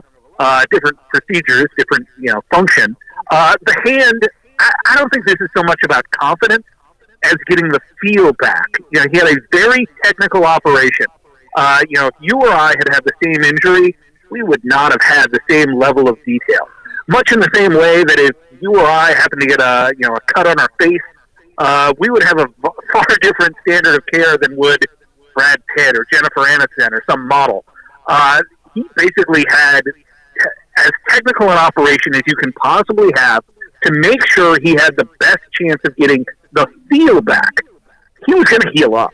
This isn't something that doesn't heal up. This isn't something that's unusual. But he wanted the feel back. He wanted to be 100%, and that's what he's getting back. So I think this. I don't think it's about confidence. I don't think it's about needing it. I think he wants it. He looked a little bit peaked being out. It's been a while since he missed a significant portion. The other thing, and I think this is important, is that there are people in the NBA that do not like how Kevin Durant is handling this, that he's basically vanished, that there are players that have injuries and they just take a year off, whether they're medically cleared or not. So at the point where Curry was medically cleared, he got back out there. Now, you're going to see minutes restrictions. If he has the slightest setback, they're going to pull him off. If he has the slightest injury, they're going to pull him off. There's nothing for him to play for. I think this is a combination of that he wants to. I think want everybody else to play by the same rules. All right. Josh Richardson, that is, dealing with the concussion with the Sixers. What's the latest? Yeah, concussions are tough because especially in basketball where you don't really think about them, where they're not as common, but they tend to be more serious just because you either fall and hit your head or you take an elbow directly to the head, which can be worse than a punch. The guys aren't used to it. Most of these guys, it's one concussion, which is good. But football players, they're kind of used to it. All their buddies have had one. They know basically what's going on. So this is a situation where you can't see it from the outside. People respond to it differently.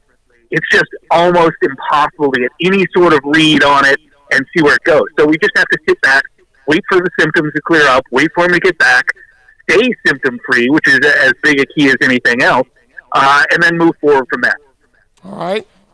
Joel Embiid, the teammate, day-to-day or mid-March with the shoulder. What's the latest? Yeah, Embiid, you talk about injury-prone. Yes. But this one's a situation where it's not related to the other ones that we've seen, so at least it's new. You can't say he's breaking down from one thing unless you're saying it's a systemic breakdown, which is entirely possible. This one's just simple shoulder sprain, and he's got to wait for that muscle to heal up. Shoulder strain, and he's got to wait for that muscle to heal up. Shouldn't take too long, shouldn't be that big a deal.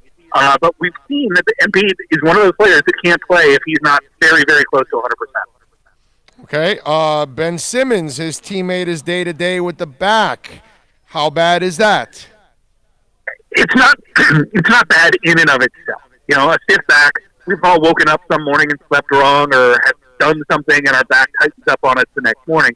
Back spasms can be cleared up. The question is, why is a healthy 23-year-old guy having lower back problems? Did he do something? Is there a muscular problem? Is there some underlying structural problem? They're saying there's no structural problem. But you can get a little squirrely with what actually defines as structure. So I'm more worried about this as some sort of signal. Is he not quite in the condition we think he's in? Is there some underlying issue? This is the one I'll be watching. I'm not concerned about this in the short term. I'm concerned about whether this is a signal that Simmons isn't going to be around the NBA long term. Wow. Really? Man. Well, yeah, and again, I mean, really long term. Yeah, is he going to have an 8-year career or a 15-year career? I see what you're saying. Okay. All right. Okay. So, yeah. Well, listen, it doesn't look at the pace Embiid's going, it doesn't look like his body's going to hold up for 15 years either. You know what I'm saying? No, most big men don't. You know, when you talk about big men, they have a lot of injuries. I live here in Indianapolis, and former big man Scott Pollard also lives here. He's a realtor friend of mine, and he talks about, you know, how his body had so many things that he had to deal with that he didn't realize until much later in his career that everybody else wasn't dealing with, that his feet were always sore, that his lower back was always sore, that he was getting pushed around in different ways. And he was playing in an era where there were a lot of big men, the Shaqs and the Mark Eatons and those types. So it's not quite the same now, but it's in relative terms. You know, big men, and a lot of these guys, we don't think about Simmons or Antetokounmpo as guys who are de facto big men, but they are, and they have some of those same problems. Follow him on Twitter at Injury Expert. He is Will Carroll. How's the managing going, bro? How's the team going? We're 9-1, getting ready for a 3-game set this weekend, so we're excited. One of our pitchers had a complete game with 15 strikeouts last week. He'll be going in game 1, so I'm excited. If you want to check it out, we're actually going to be streaming, and you can check that out. I had a link in my newsletter yesterday, and I invite all the listeners to check out my newsletter at undertheknife.substack.com. All right. Are you very Lasorda-like?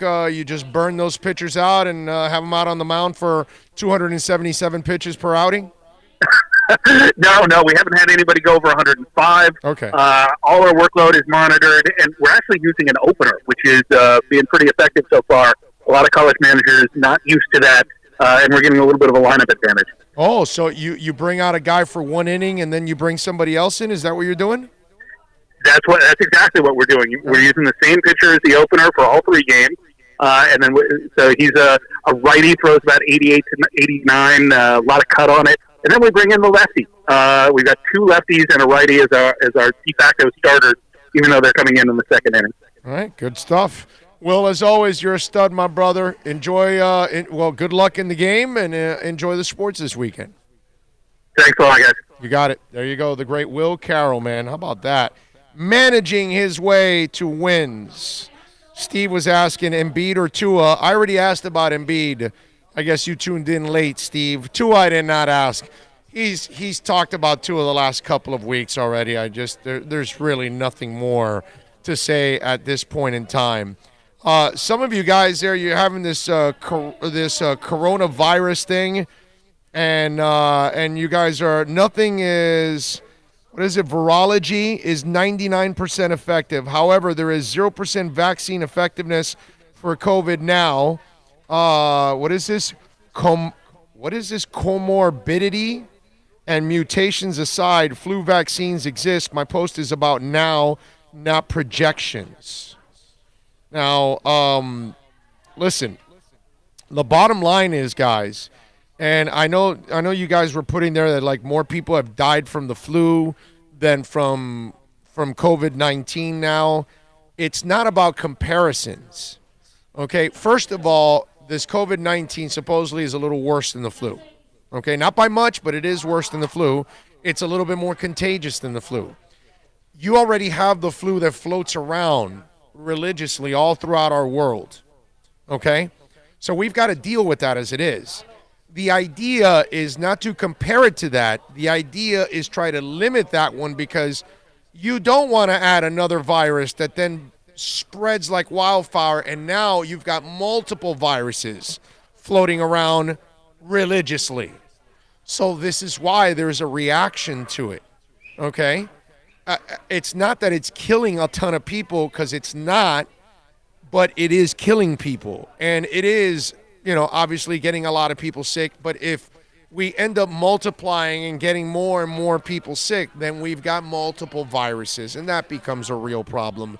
So that's probably why they are so fanatical about this in trying to limit it. It's not that it's worse than the flu at this point in time. The flu has been around forever. That's why it's bad. But we don't want to get this one to the point where the flu is at.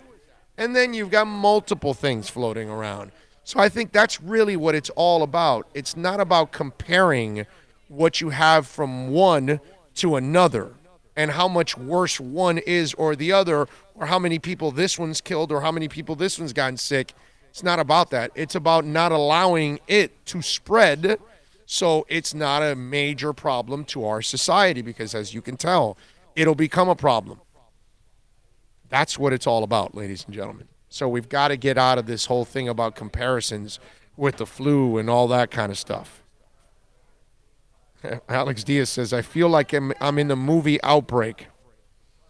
I understand you, man. Nico says, exactly, Big O. Containment, is the key to slow the spread. Right now, there are two COVID-19 mutations, Type S and Type L.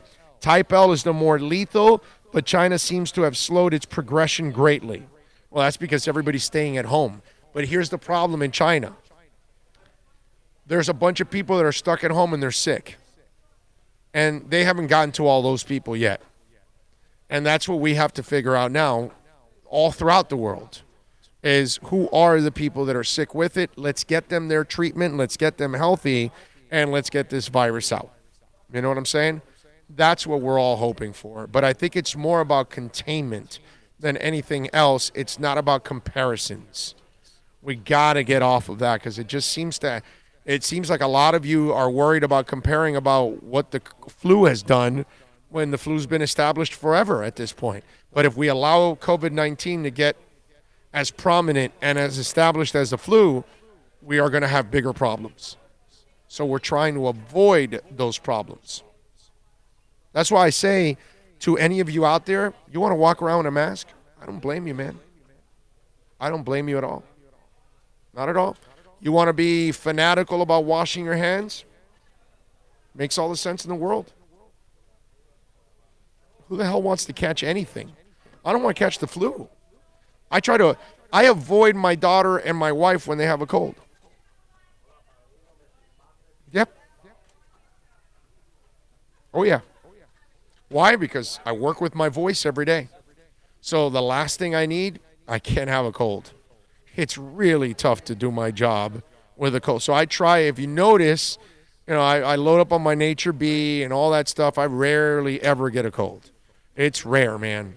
It's really hard for me to get a cold because I usually watch myself, and so it kind of, everything that people are doing now with COVID-19, outside of the mask, I'm always washing my hands. I'm always using sanitizer, all that stuff. I have it in the car.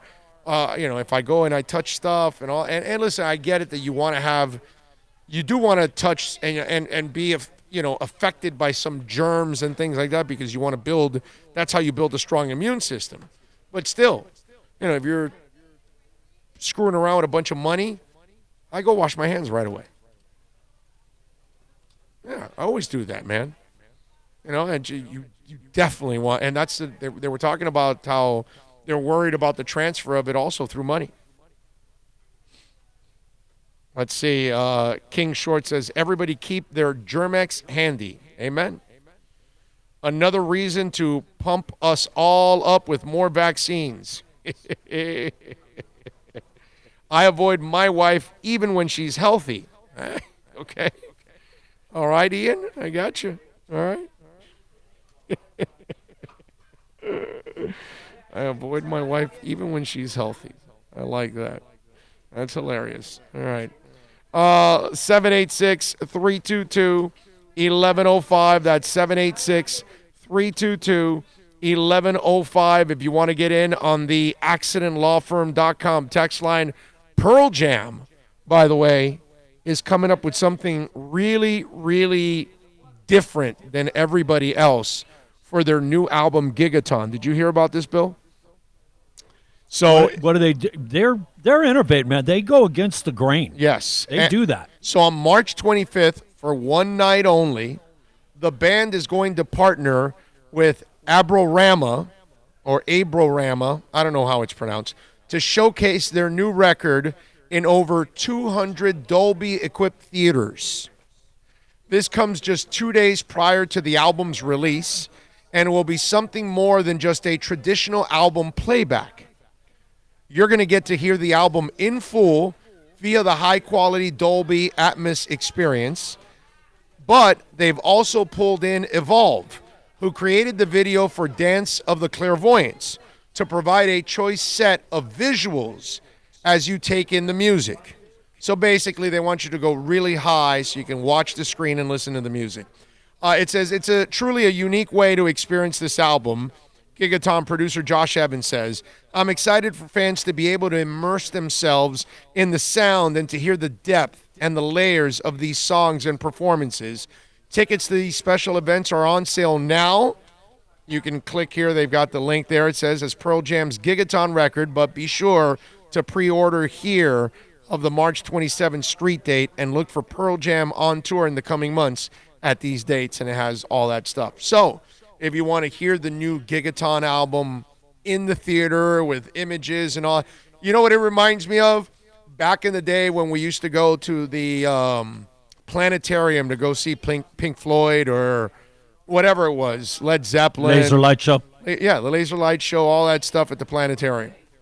And obviously, a little Mad Dog 2020 before it, that kind of stuff. So, yeah, I remember those days when we used to go with some entertainment to go watch Pink Floyd in the laser show.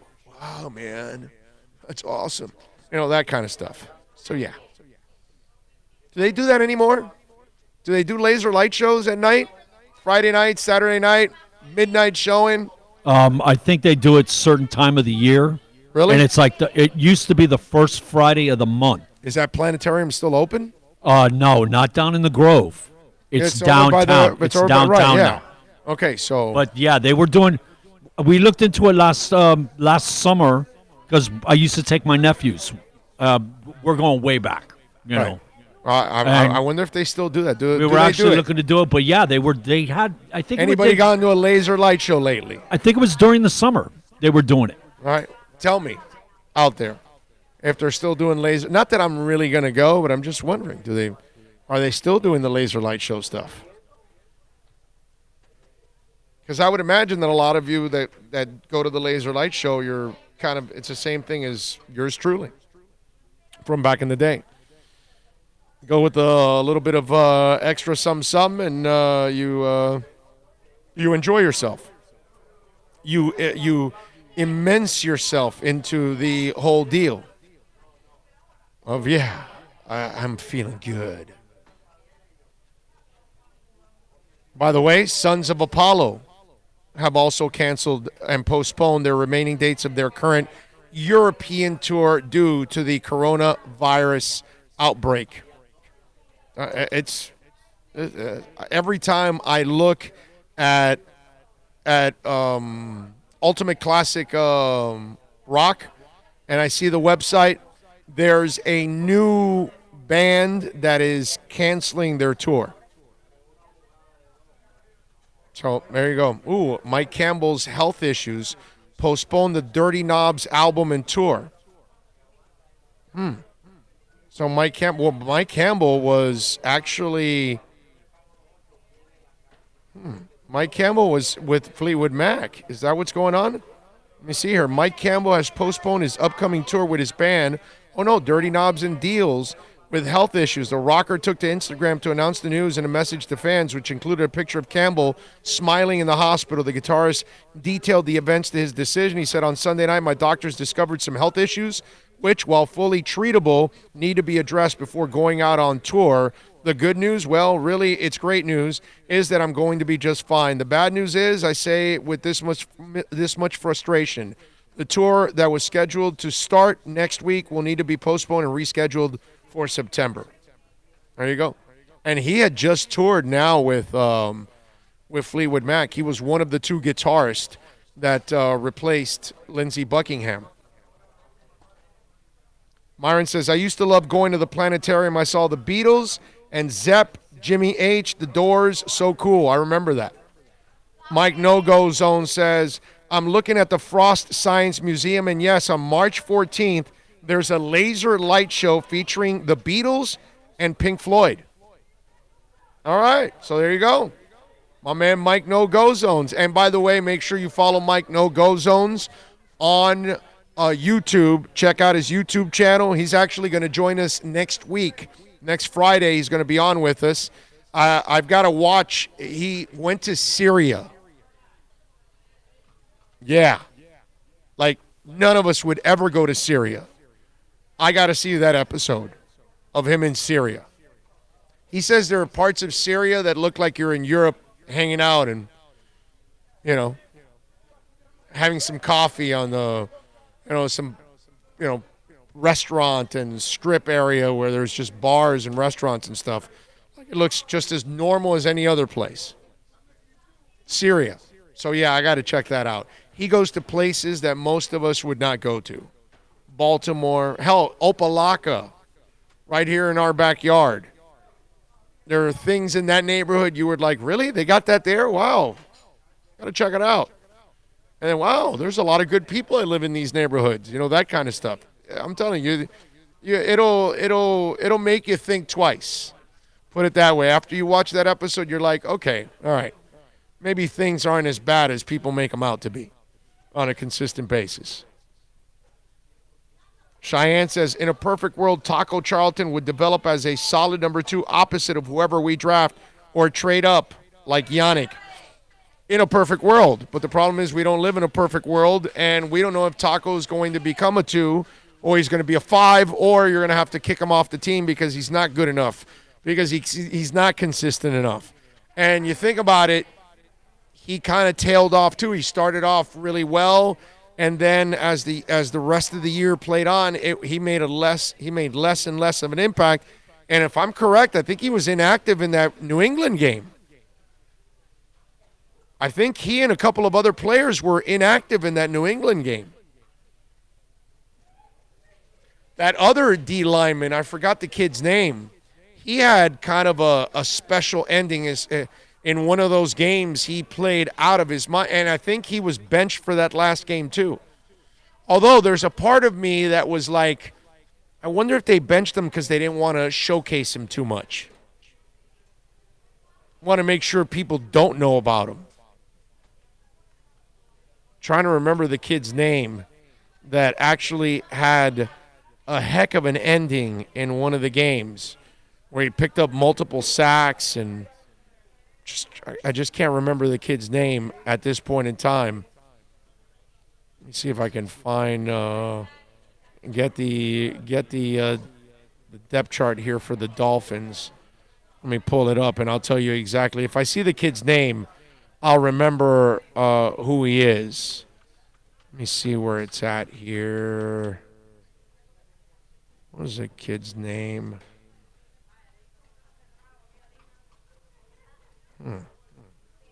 Zach Seiler. That's the guy they got from Baltimore. He had a really good week, like in week 15 or 16, and then they put him on the shelf. Like, he disappeared. And I was wondering, like, wait a minute, the guy balled out. Had a monster game. Why didn't you let him play? And then I'm like, okay, hold on a second. We got Patriot-type stuff going on here. These guys like to be secretive. They like to kind of keep everything under wraps. They don't tell Tua that they like him. Unlike, some Dolphins fans wanted them to all drool all over Tua.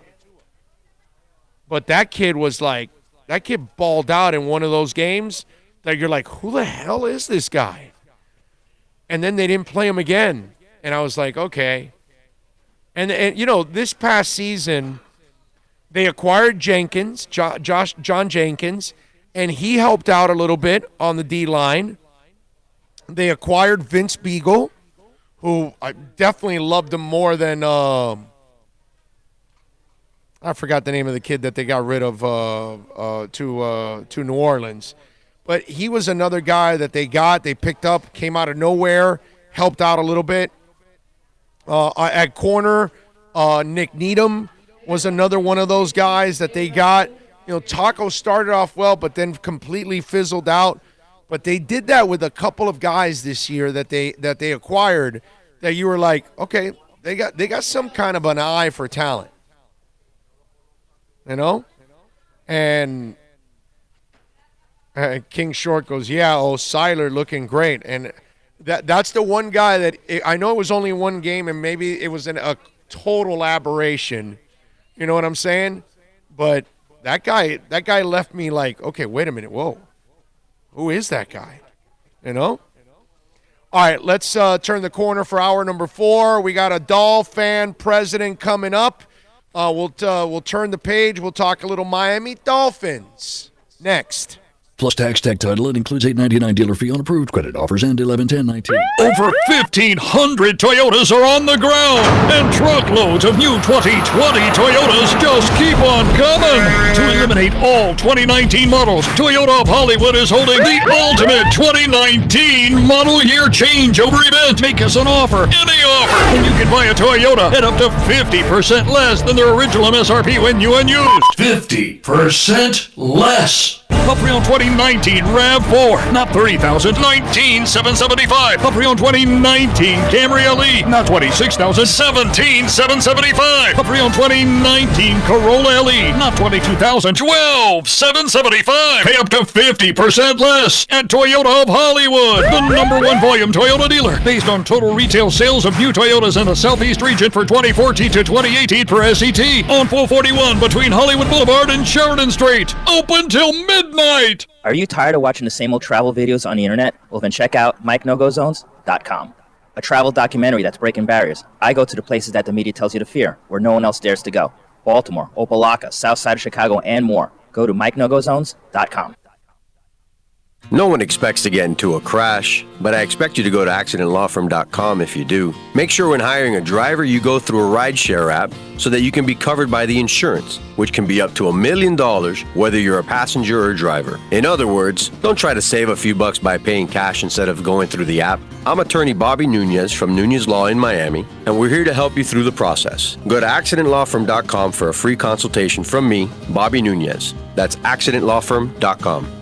America's safest and best-selling compact luxury SUV is at Acura of Pembroke Pines, and this is how we do it. RDX, $339 a month at Acura of Pembroke Pines, the #1 volume Acura dealer. The world's biggest band is coming twice.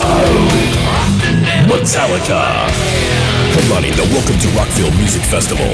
2 different nights, 2 different sets. The weekend of May 8th through the 10th. Go to welcometorockvillefestival.com for all information.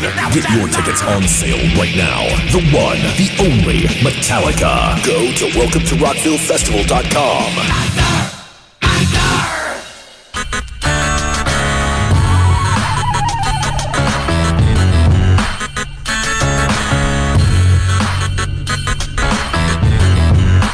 This is the Big O Show. This is the Big O Show. This is the Big O Show.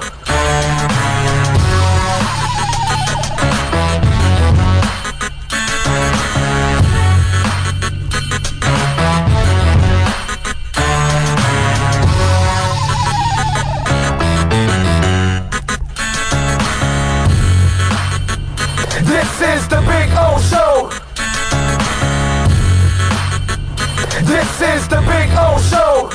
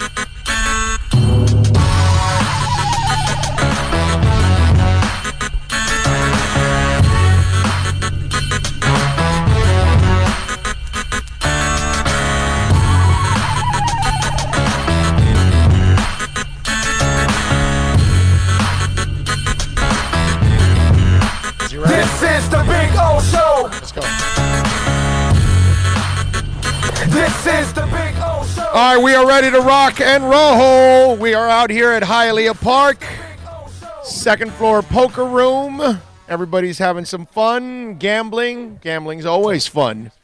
Although I see the stock market, if you're gambling there, that's not fun right now. All right, anyway, let's talk to Mike Holland from the MD Miami Dolphins fan club. Mikey, how are you doing, my man? Afternoon, sir. Hey, I'm doing great. Probably not as good as you folks down there in Florida with the fine weather, but we're doing fine. So how cold is it in Maryland right now? It's not too bad today. It's probably 40, 50. I haven't been outside since this morning, so. I love how people up north say, it's not too bad, it's 40, 50. Us wusses down here, we would be freezing our asses off at 40, 50, dude. We'd have like 8 coats on at 40 to 50 degrees. You know what I'm saying? You walk out with a T-shirt, we'll walk out with jackets. Well, I still got that Florida blood in me, so I don't like the cold weather, man. But got to go where the jobs are. So, Mike, what'd you do? Did you live down here and then you moved up to Maryland, or is that how you became a Dolphin fan? You used to live here? Well, I was born in Florida. My grandfather used to have season tickets when I was a kid, and he would always go to the games, and I would sit in front of the TV and watch in my little rocking chair every Sunday. That's awesome, dude. I like that. So, talk to me a little bit about the MD Miami Dolphins fan club. Tell us a little bit about that fan club. Well, we were doing pretty good a few years ago. The place we had it at, the guys were watching there a few years before I got there. I got there probably about 6, 7 years ago, and had a little group in there, but they weren't organized. So I went ahead and organized just on Facebook, and started getting a little more people out, and we had a little group. We weren't doing like the guys in Northern Virginia. Shout out to Joe, Chad, Rick, and those guys. We were getting a good consistent 10, 15, 20 people each Sunday.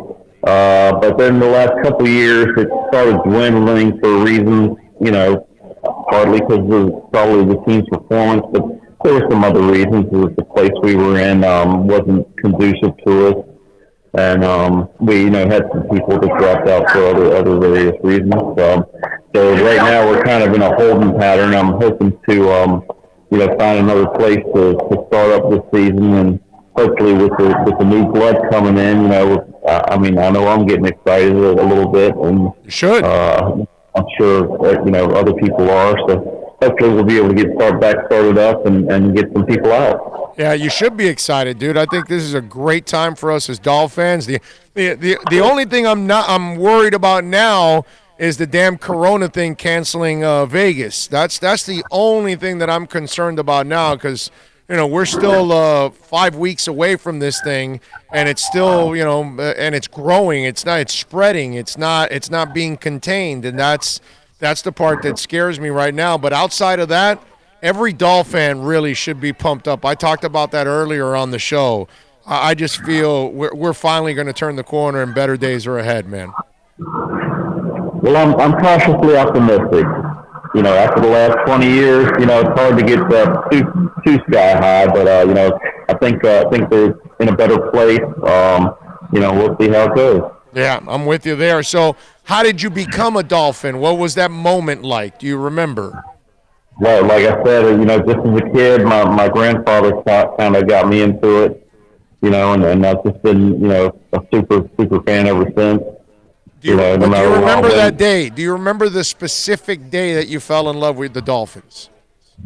Well, like I said, I was a little kid and I rooted for them, but it really didn't hit me until we lost the Super Bowl to the Cowboys. And that was the day I really became a true Dolphin fan. And, the next year was awesome, and the one after that. And, I still think if the WFL hadn't come along when it did, we could have won, 4, 5, 6 in a row. So, definitely. If they didn't lose those guys to the World Football League, it would have been a whole different ball game. And we're talking with Mike Holland, by the way, the president of the MD Miami Dolphins fan club there in Maryland. So are you a Tua guy? What are you looking at number 5? What do you want? How do you feel about Tua? I think if he's there at 5, you grab him. I'm not a fan of trading up to try to get him, but I think he'll still be there, and hopefully he will. And I think from what I've heard with the medicals and all, it'd be a solid pick at this point. And then we just got to get some offensive line and some defensive line help. The rest of the first round, second round, and then we can, fill all the needs from there. That's the way I look at it. All right, so if they don't take a quarterback, Mike, at number 5, are you going to be pissed? If they take, let's say, they take a lineman, Tristan Wirfs, and they take the tackle because they desperately need a tackle, and they don't take the quarterback, are you one of those Dolphins fans that's going to be pissed because they didn't take a quarterback at that part there in the draft? Only if they don't trade down at that point would I be a little bit upset. I think if they don't pick a quarterback, then you should trade down. Get some extra picks and go BPA. Is there a guy you like in this draft at quarterback outside of the Tua talk that we've had? Is there another? I know we're not going to get Burrow, obviously, because he's at number 1. Is there another guy you like in this draft at quarterback? Well, I'm not a Herbert fan. I'll put that out there first. He reminds me too much of Tanny and, the robotic approach and that type of thing. It's got all the physical tools, but seems to be lacking the intangibles, perhaps. I do like Jordan Love and his upside, but I wouldn't want to go too high for him. Maybe if we do trade back and grab him in the lower, first round, give him a shot. I'd be a fan. Also, I'm looking at, pick up a guy in the third, fourth round, a developmental guy, and then wait till next year. Okay. All right. So you're like me. I also like a developmental guy later on in the draft. Mike, are you guys going to Vegas for the draft? No, I'm not going to be able to make that one. Oh, got too much stuff going on at work to be able to. You can't sneak away for a couple of days, huh? Nah, but I hope you have a great time there, brother. Oh, we're gonna have a well, if it goes on, we will have a phenomenal time. There's no doubt about that. So tell people about the MD Miami Dolphins fan club and how they can join and where they can check out your club on well, again, we don't have a physical space yet. I'm open to suggestions from people in Maryland. But they can check us out on Facebook, and it's the MD Miami Dolphins fan club. And Michael Holland is where they can find me on Facebook, or they can email me dc_area_MCFE@hotmail.com. All right. Do you make any of the trips this coming year? Are you going to make any of the trips out to any of the games? I'll have to see. Just have to see how things go. Okay, because we're going to go out to the MetLife Takeover, so hopefully that's not too far from you. Hopefully we'll see you there next year for the MetLife Takeover, because I'm looking forward to that. After that, I'd love to be there. No doubt. All right. To meet you first. There you go. No doubt. Same here. Mikey, thank you for taking some time, my brother, and sharing the MD Miami Dolphins fan club with us, man. We really appreciate you, buddy. Fins up, baby. Hey, we appreciate everything you're doing, Big O. Fins up. Thank you, baby. There you go. Mike Holland, man. Good stuff there. The president of the MD Miami Dolphins fan club in Maryland. I like it. It's a beautiful thing. All right. What else do we have here? 786-322-1105. That's 786-322-1105. 1105. If you want to get in on the accidentlawfirm.com text line, you can also reach out to us on Twitter. That's at Big O Show. I see where the Chiefs are going to use the franchise tag on Chris Jones if they can't agree to a long-term contract. A man that has 33 sacks, 2 interceptions, 7 forced fumbles in 61 games. And Chris Jones is one of those guys that when you look at him, it just seems like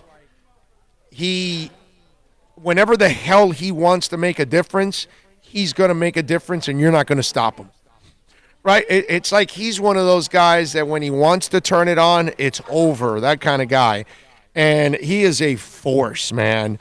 But again, these are the kind of players that sometimes fans want to talk about, but I tell you all the time, let's wait till they're actual free agents. Well, this guy, there's no chance he would ever become a free agent because if you're the Chiefs, how do you let a guy like that walk out the door? I mean, you watch that guy, and he is as big, strong, and intimidating as it pretty much gets. I mean, that's awesome stuff, man. Let's see that. Hey, did you try the Wendy's breakfast yet? Tried it? No, I have not. I wanted to, though. It looks interesting. Well, I tried the chicken biscuit, and it sucked. I can't tell you about anything else on the menu because I did not try it. I'm a chicken biscuit guy. I love chicken biscuit. And, like, the McDonald's one is kind of lame. It's The Chick-fil-A one is just to die for, pretty much. So I said, hey, you know what? Let me try Wendy's because I saw that they put a chicken biscuit, on their menu, and it could not have been more pedestrian. Like, it didn't taste terrible, but it was like a lame-ass chicken biscuit that I tried. Yeah, I was not impressed. Now, again, maybe the rest of the stuff is much better, but I can tell you this. If you are used to the chicken biscuit at Chick-fil-A, okay, and even the one in McDonald's, the biscuit's not that good, but where it's sometimes like I can deal with it every once in a while. You know what I do at McDonald's? I ask for the chicken biscuit, but I tell them instead switch the biscuit for the Egg McMuffin.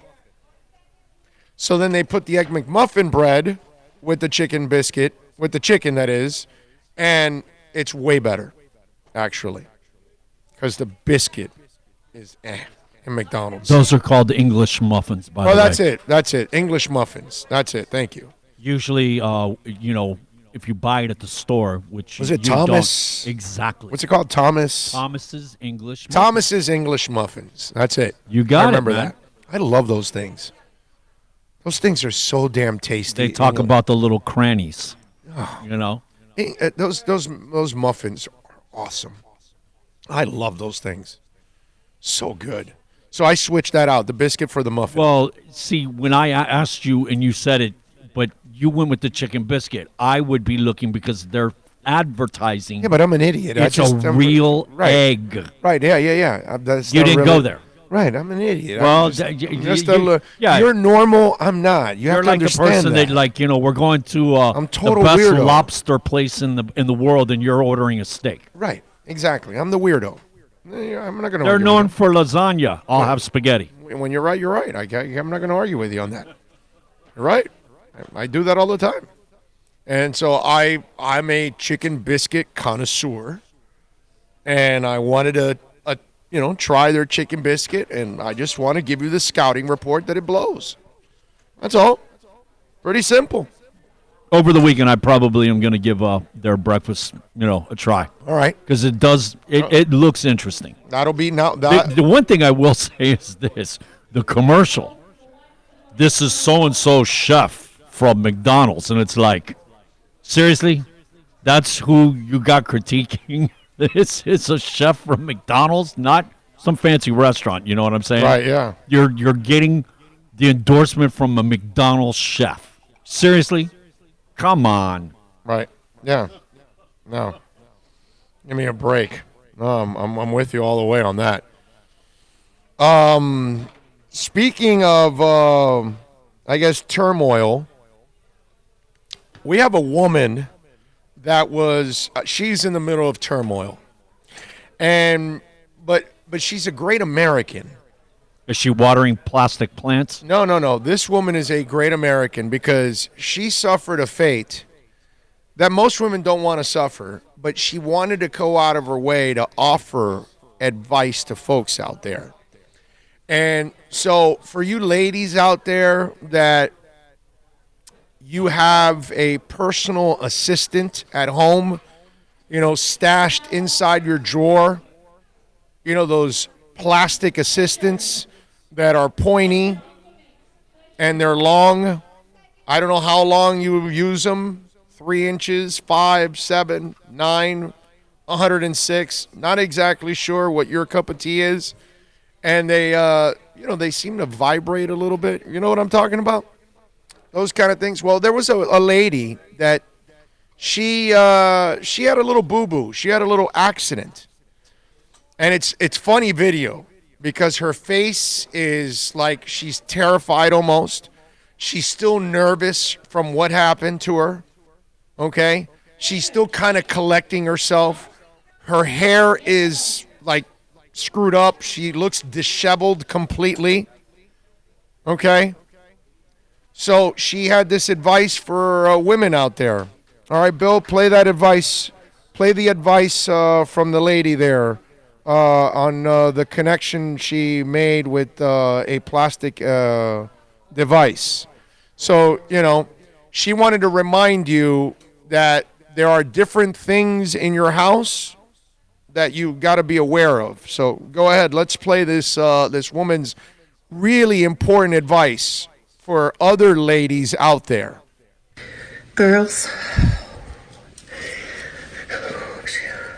make sure your vibrator and your taser are different colors. Girls. Again. Make sure your vibrator and your taser are different colors. She just tased it, bro. She tased it, bro. Just tase it, bro. You're tasing me, bro. You're not supposed to tase. You're supposed to use the other thing. So that's really good advice for you ladies out there. And, buy your taser one color. Buy your other plastic friend another color. The question is, okay, so if somebody's about to assault her, does her taser look like a vibrator? Because that's kind of weird too.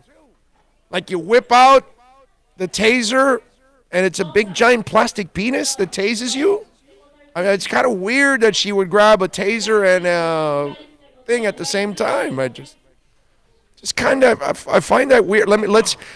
You can hear in her voice how disheveled she is. You can tell she just tased it, bro. Don't tase me, bro. Oh, she's a chocolatey mess, man. She is. She's totally. out of breath. Listen, watch. Listen to the voice. Listen to the... Girls, make sure your vibrator and your taser are different colors. Girls, make sure your vibrator and your taser are different colors. I think that's some of the best advice I've ever heard in my life.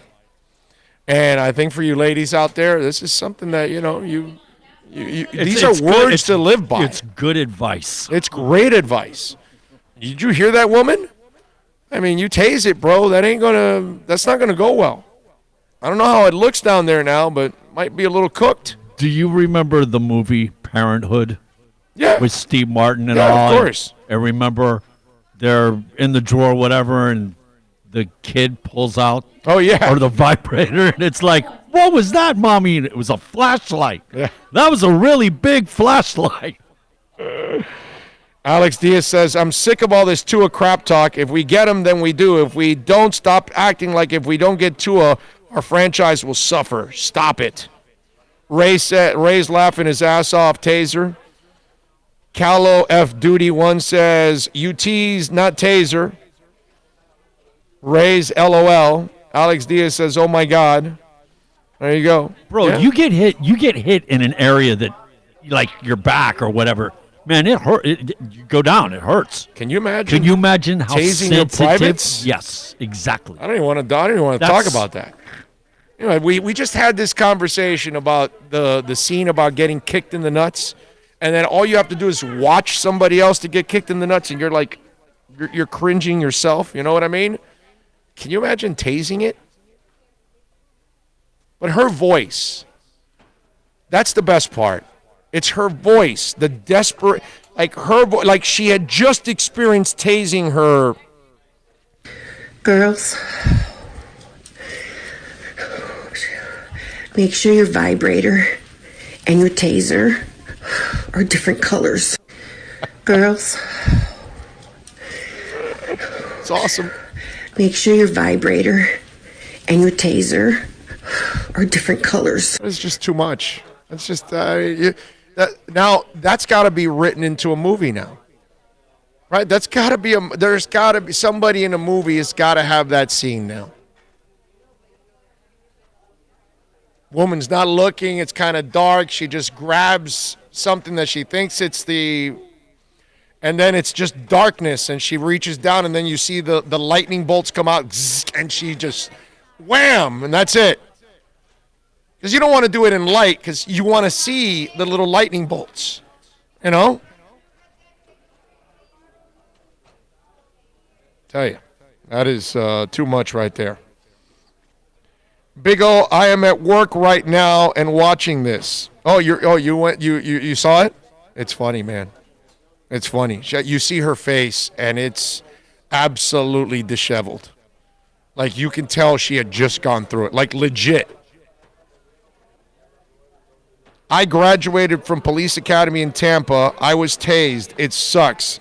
God bless her happy area. Yeah, no, but think about being tased in the happy area. There's not a lot of happiness being tased in the happy area. That would be pretty, I would say, sad overall. All right, let's do this. Let's take a quick break. We'll come back on the other side. We, of course, will give you our XFL picks when we come back. We do want to remind you that our show is proudly brought to you by Pallet Rock City. We love Eddie Pineda and all the great people out there at Pallet Rock City. If you own a warehouse and you want to straighten it out and you need some warehouse products, okay, whether it's pallet jacks, hand trucks, dock boards, they do it all. Most packaging supplies. They sell everything that you pretty much need for a warehouse. That's why I want you to call Eddie Pineda at 305-887-9212. That's 305-887-9212. It's your one-stop shop for all your warehouse needs. They buy and sell new and used pallet racking, and they are the largest used racking inventory in South Florida. They do a professional job. You're going to love it. Tell them that Big O sent you. They'll take care of you. 305-887-9212. Call Eddie Pineda at Pallet Rock City. Are you tired of watching the same old travel videos on the internet? Well, then check out MikeNoGoZones.com, a travel documentary that's breaking barriers. I go to the places that the media tells you to fear, where no one else dares to go. Baltimore, Opelika, South Side of Chicago, and more. Go to MikeNoGoZones.com.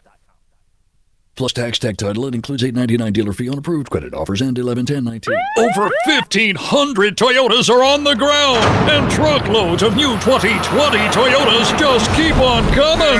To eliminate all 2019 models, Toyota of Hollywood is holding the ultimate 2019 model year changeover event. Make us an offer, any offer, and you can buy a Toyota at up to 50% less than their original MSRP when new and used. 50% less. A pre-owned 2019 RAV4, not $30,000, $19,775. A pre-owned 2019 Camry LE, not $26,000, $17,775. A pre-owned 2019 Corolla LE, not $22,000, $12,775. Pay up to 50% less at Toyota of Hollywood, the #1 volume Toyota dealer, based on total retail sales of new Toyotas in the Southeast region for 2014 to 2018 per SET, on 441 between Hollywood Boulevard and Sheridan Street. Open till midnight.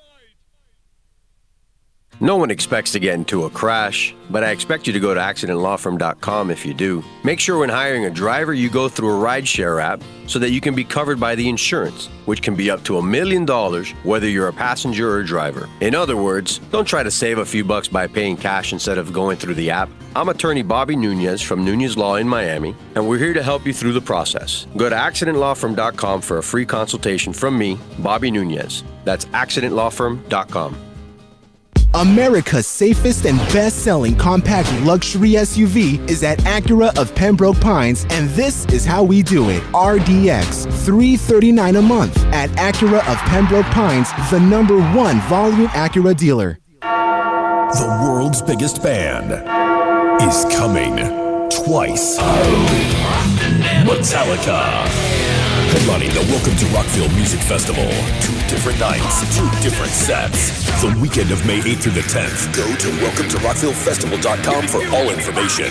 Get your tickets on sale right now. The one, the only Metallica. Go to welcometorockvillefestival.com.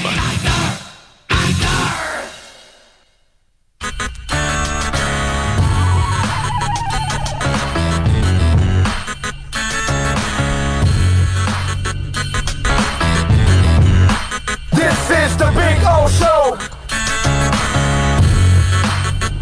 This is the Big O Show. This is the Big O Show.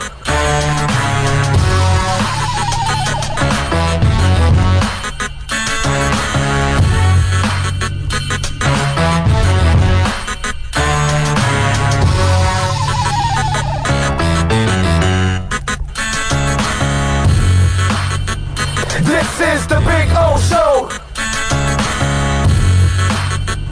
This is the Big O Show.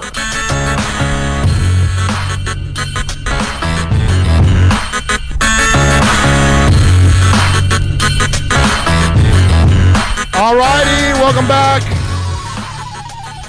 We take you here, final segment of the show, as we're coming to you live from the beautiful poker room here at Hialeah Park, baby. Always love being out here at Hialeah Park. They know how to do it right. The Brunetti family, everybody, Frank Fiore, Steve Calabro, everybody out here is always making it nice and easy for us. Let's see, what do we have? Let's go with our XFL picks of the week. First of all, I am 13-6. Last week we went 3-3 in the picks. We went a little crazy and went with 6 of them. We started off really weak and then finished strong, so we ended up even at 3-3. And Jerry G says he just found the show. Way to go, Jerry G. Spread the word. Remember, like it, give us a thumbs up, grab the YouTube link, and share it with your friends. Tell a friend of yours about the show. All that good stuff. That way we can, grow and grow and grow and grow like we are every single day. And we thank all of you for helping us grow in a big-time way.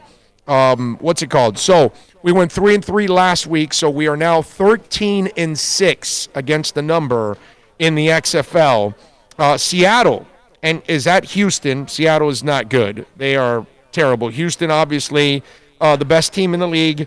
They are favored by 13.5, dude. You got to give up 2 touchdowns to bet Houston, and Seattle's not good. They don't score. But I cannot give 13.5. I'm not going to take the 13.5 because Seattle's so bad they could lose. What I am going to do is I'm going to go under 46.5, and I think Houston's defense will limit Seattle enough that I think they will stay under 46.5. So I will go with the under there. The Guardians, they bounced back this week and won. They are visiting Dallas. And the Renegades, Landry Jones is out. They've got their backup quarterback. Dallas is favored by 8. The Guardians' defense is actually not too bad. I think they're actually going to go in there, surprise Dallas, make it a game, lose. I think Dallas will eke one out, but I don't think they win by the 8 points. I'm going to take the Guardians plus 8 in this one. St. Louis, the Battlehawks are visiting the D.C. Defenders. St. Louis is favored by 3.5 on the road. Their running game and their defense is probably their heart and soul of their team. I can't say their passing game is. But 3.5 is not the end of the world. I think they can win by 5 or 6, not by much more than that. But I'm going to lay the 3.5 here with St. Louis on the road to D.C. So I'm going to go with the Battlehawks minus 3.5. I think they'll win by enough and win by that number. Tampa Bay, they had a heck of a performance last week. Los Angeles, I have learned to understand that they are unpredictable. But while they're unpredictable, they can score some points. Tampa Bay got better last week. The over and under is 40.5. I think there's going to be enough points here to go over 40.5. I think they'll be pushing the 45, 50 range. So I'm going to go over 40.5. Tampa Bay at Los Angeles. So here are my picks once again. Under 46.5 for the Seattle at Houston game. I'm going to take the New York Guardians +8 on the road in Dallas. I'm going to take St. Louis on the road -3.5 at D.C. And I'm going to take the over 40.5 Tampa Bay and Los Angeles. Those are my selections in the XFL this week. There you go. All right. We got the other thing going on is the CBA. And we've got a lot of players that have been expressing themselves. And do you have Ryan Fitzpatrick's soundbite there? A lot of players that have been expressing themselves in a negative fashion towards the CBA. A CBA that I think will end up passing because the lower ring players are the main voters and they're going to get more money and they're just going to care about the now. They don't care about the long-term effects of it and how much they're getting bamboozled by the owners because they're not going to be around long-term. So they're not going to fight for anything for a long-term basis. Ryan Fitzpatrick took to social media and, in a thoughtful way, he explained why he was voting yes for this collective bargaining agreement. I got my ballot and the proposal for the new CBA today in an email.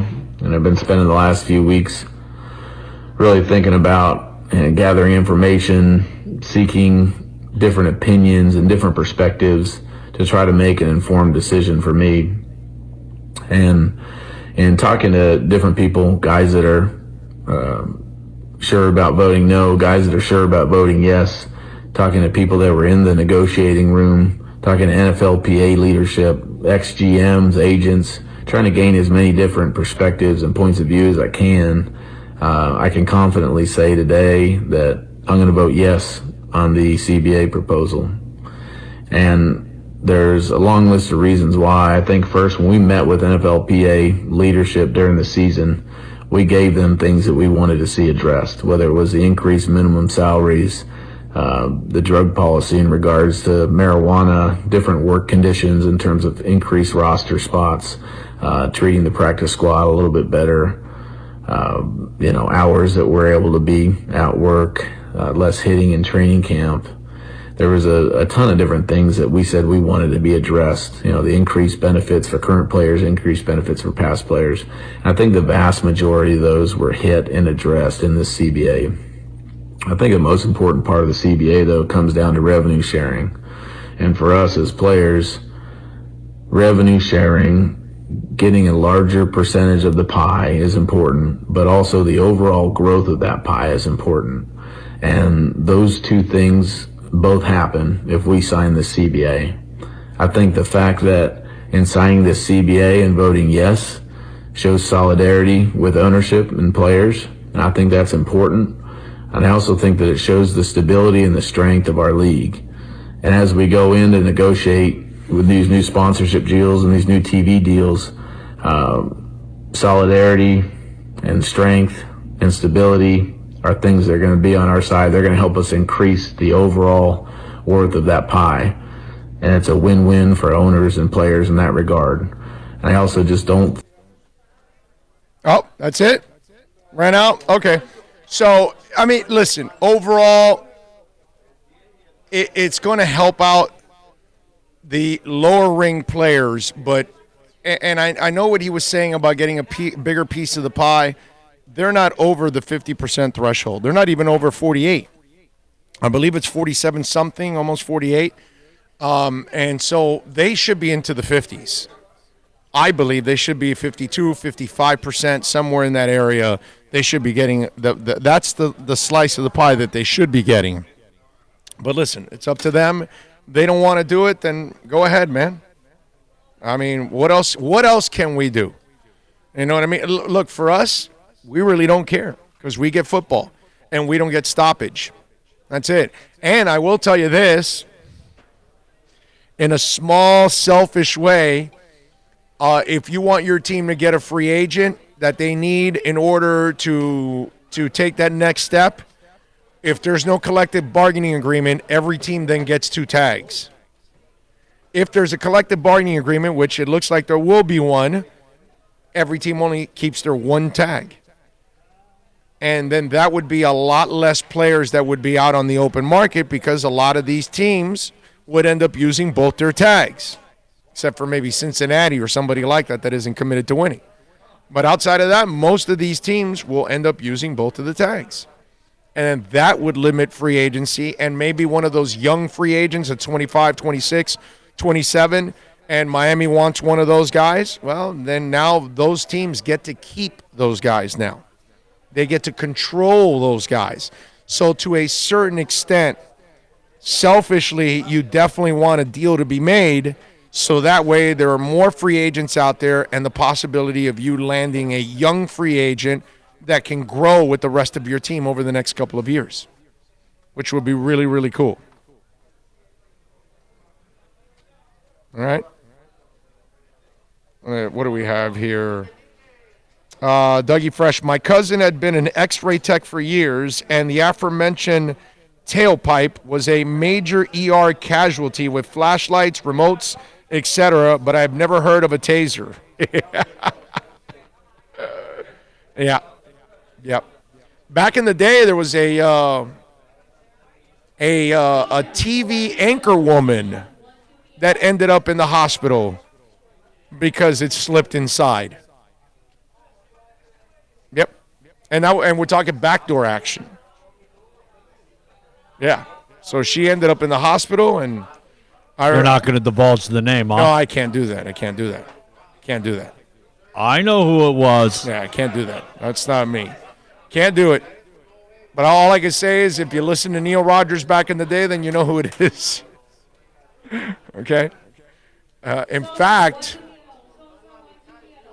I want to say the x-ray was floating around back in those days. Yeah. Yeah, I want to say the x-ray was floating around. I'm pretty sure of that. Yeah. Oh, I can confirm it. I saw it. Okay. So, just saying. That was one of those things.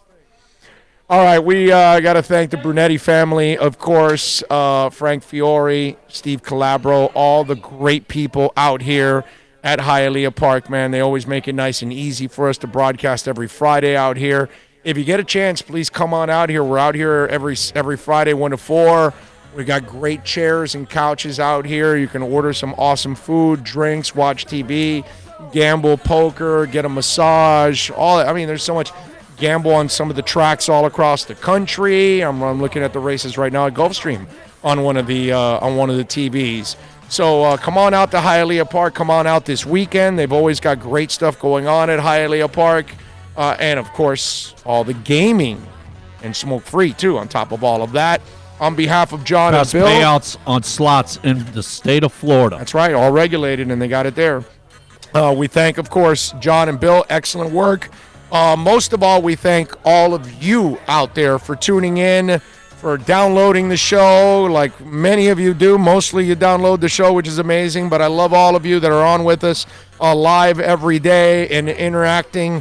It is phenomenal. We are blessed to have your support. We will see you on Monday. I will probably post something over the weekend, so we'll have a little something. You're definitely going to post something after we win tomorrow. Oh, that's right. Yeah, Inter Miami. That's right. We'll have an Inter Miami win, and we'll talk about that Inter Miami win. Yeah, I like that. That'll be good. All right, much love to all of you out there. We love you. Be good. Everybody have a great weekend. Safe weekend.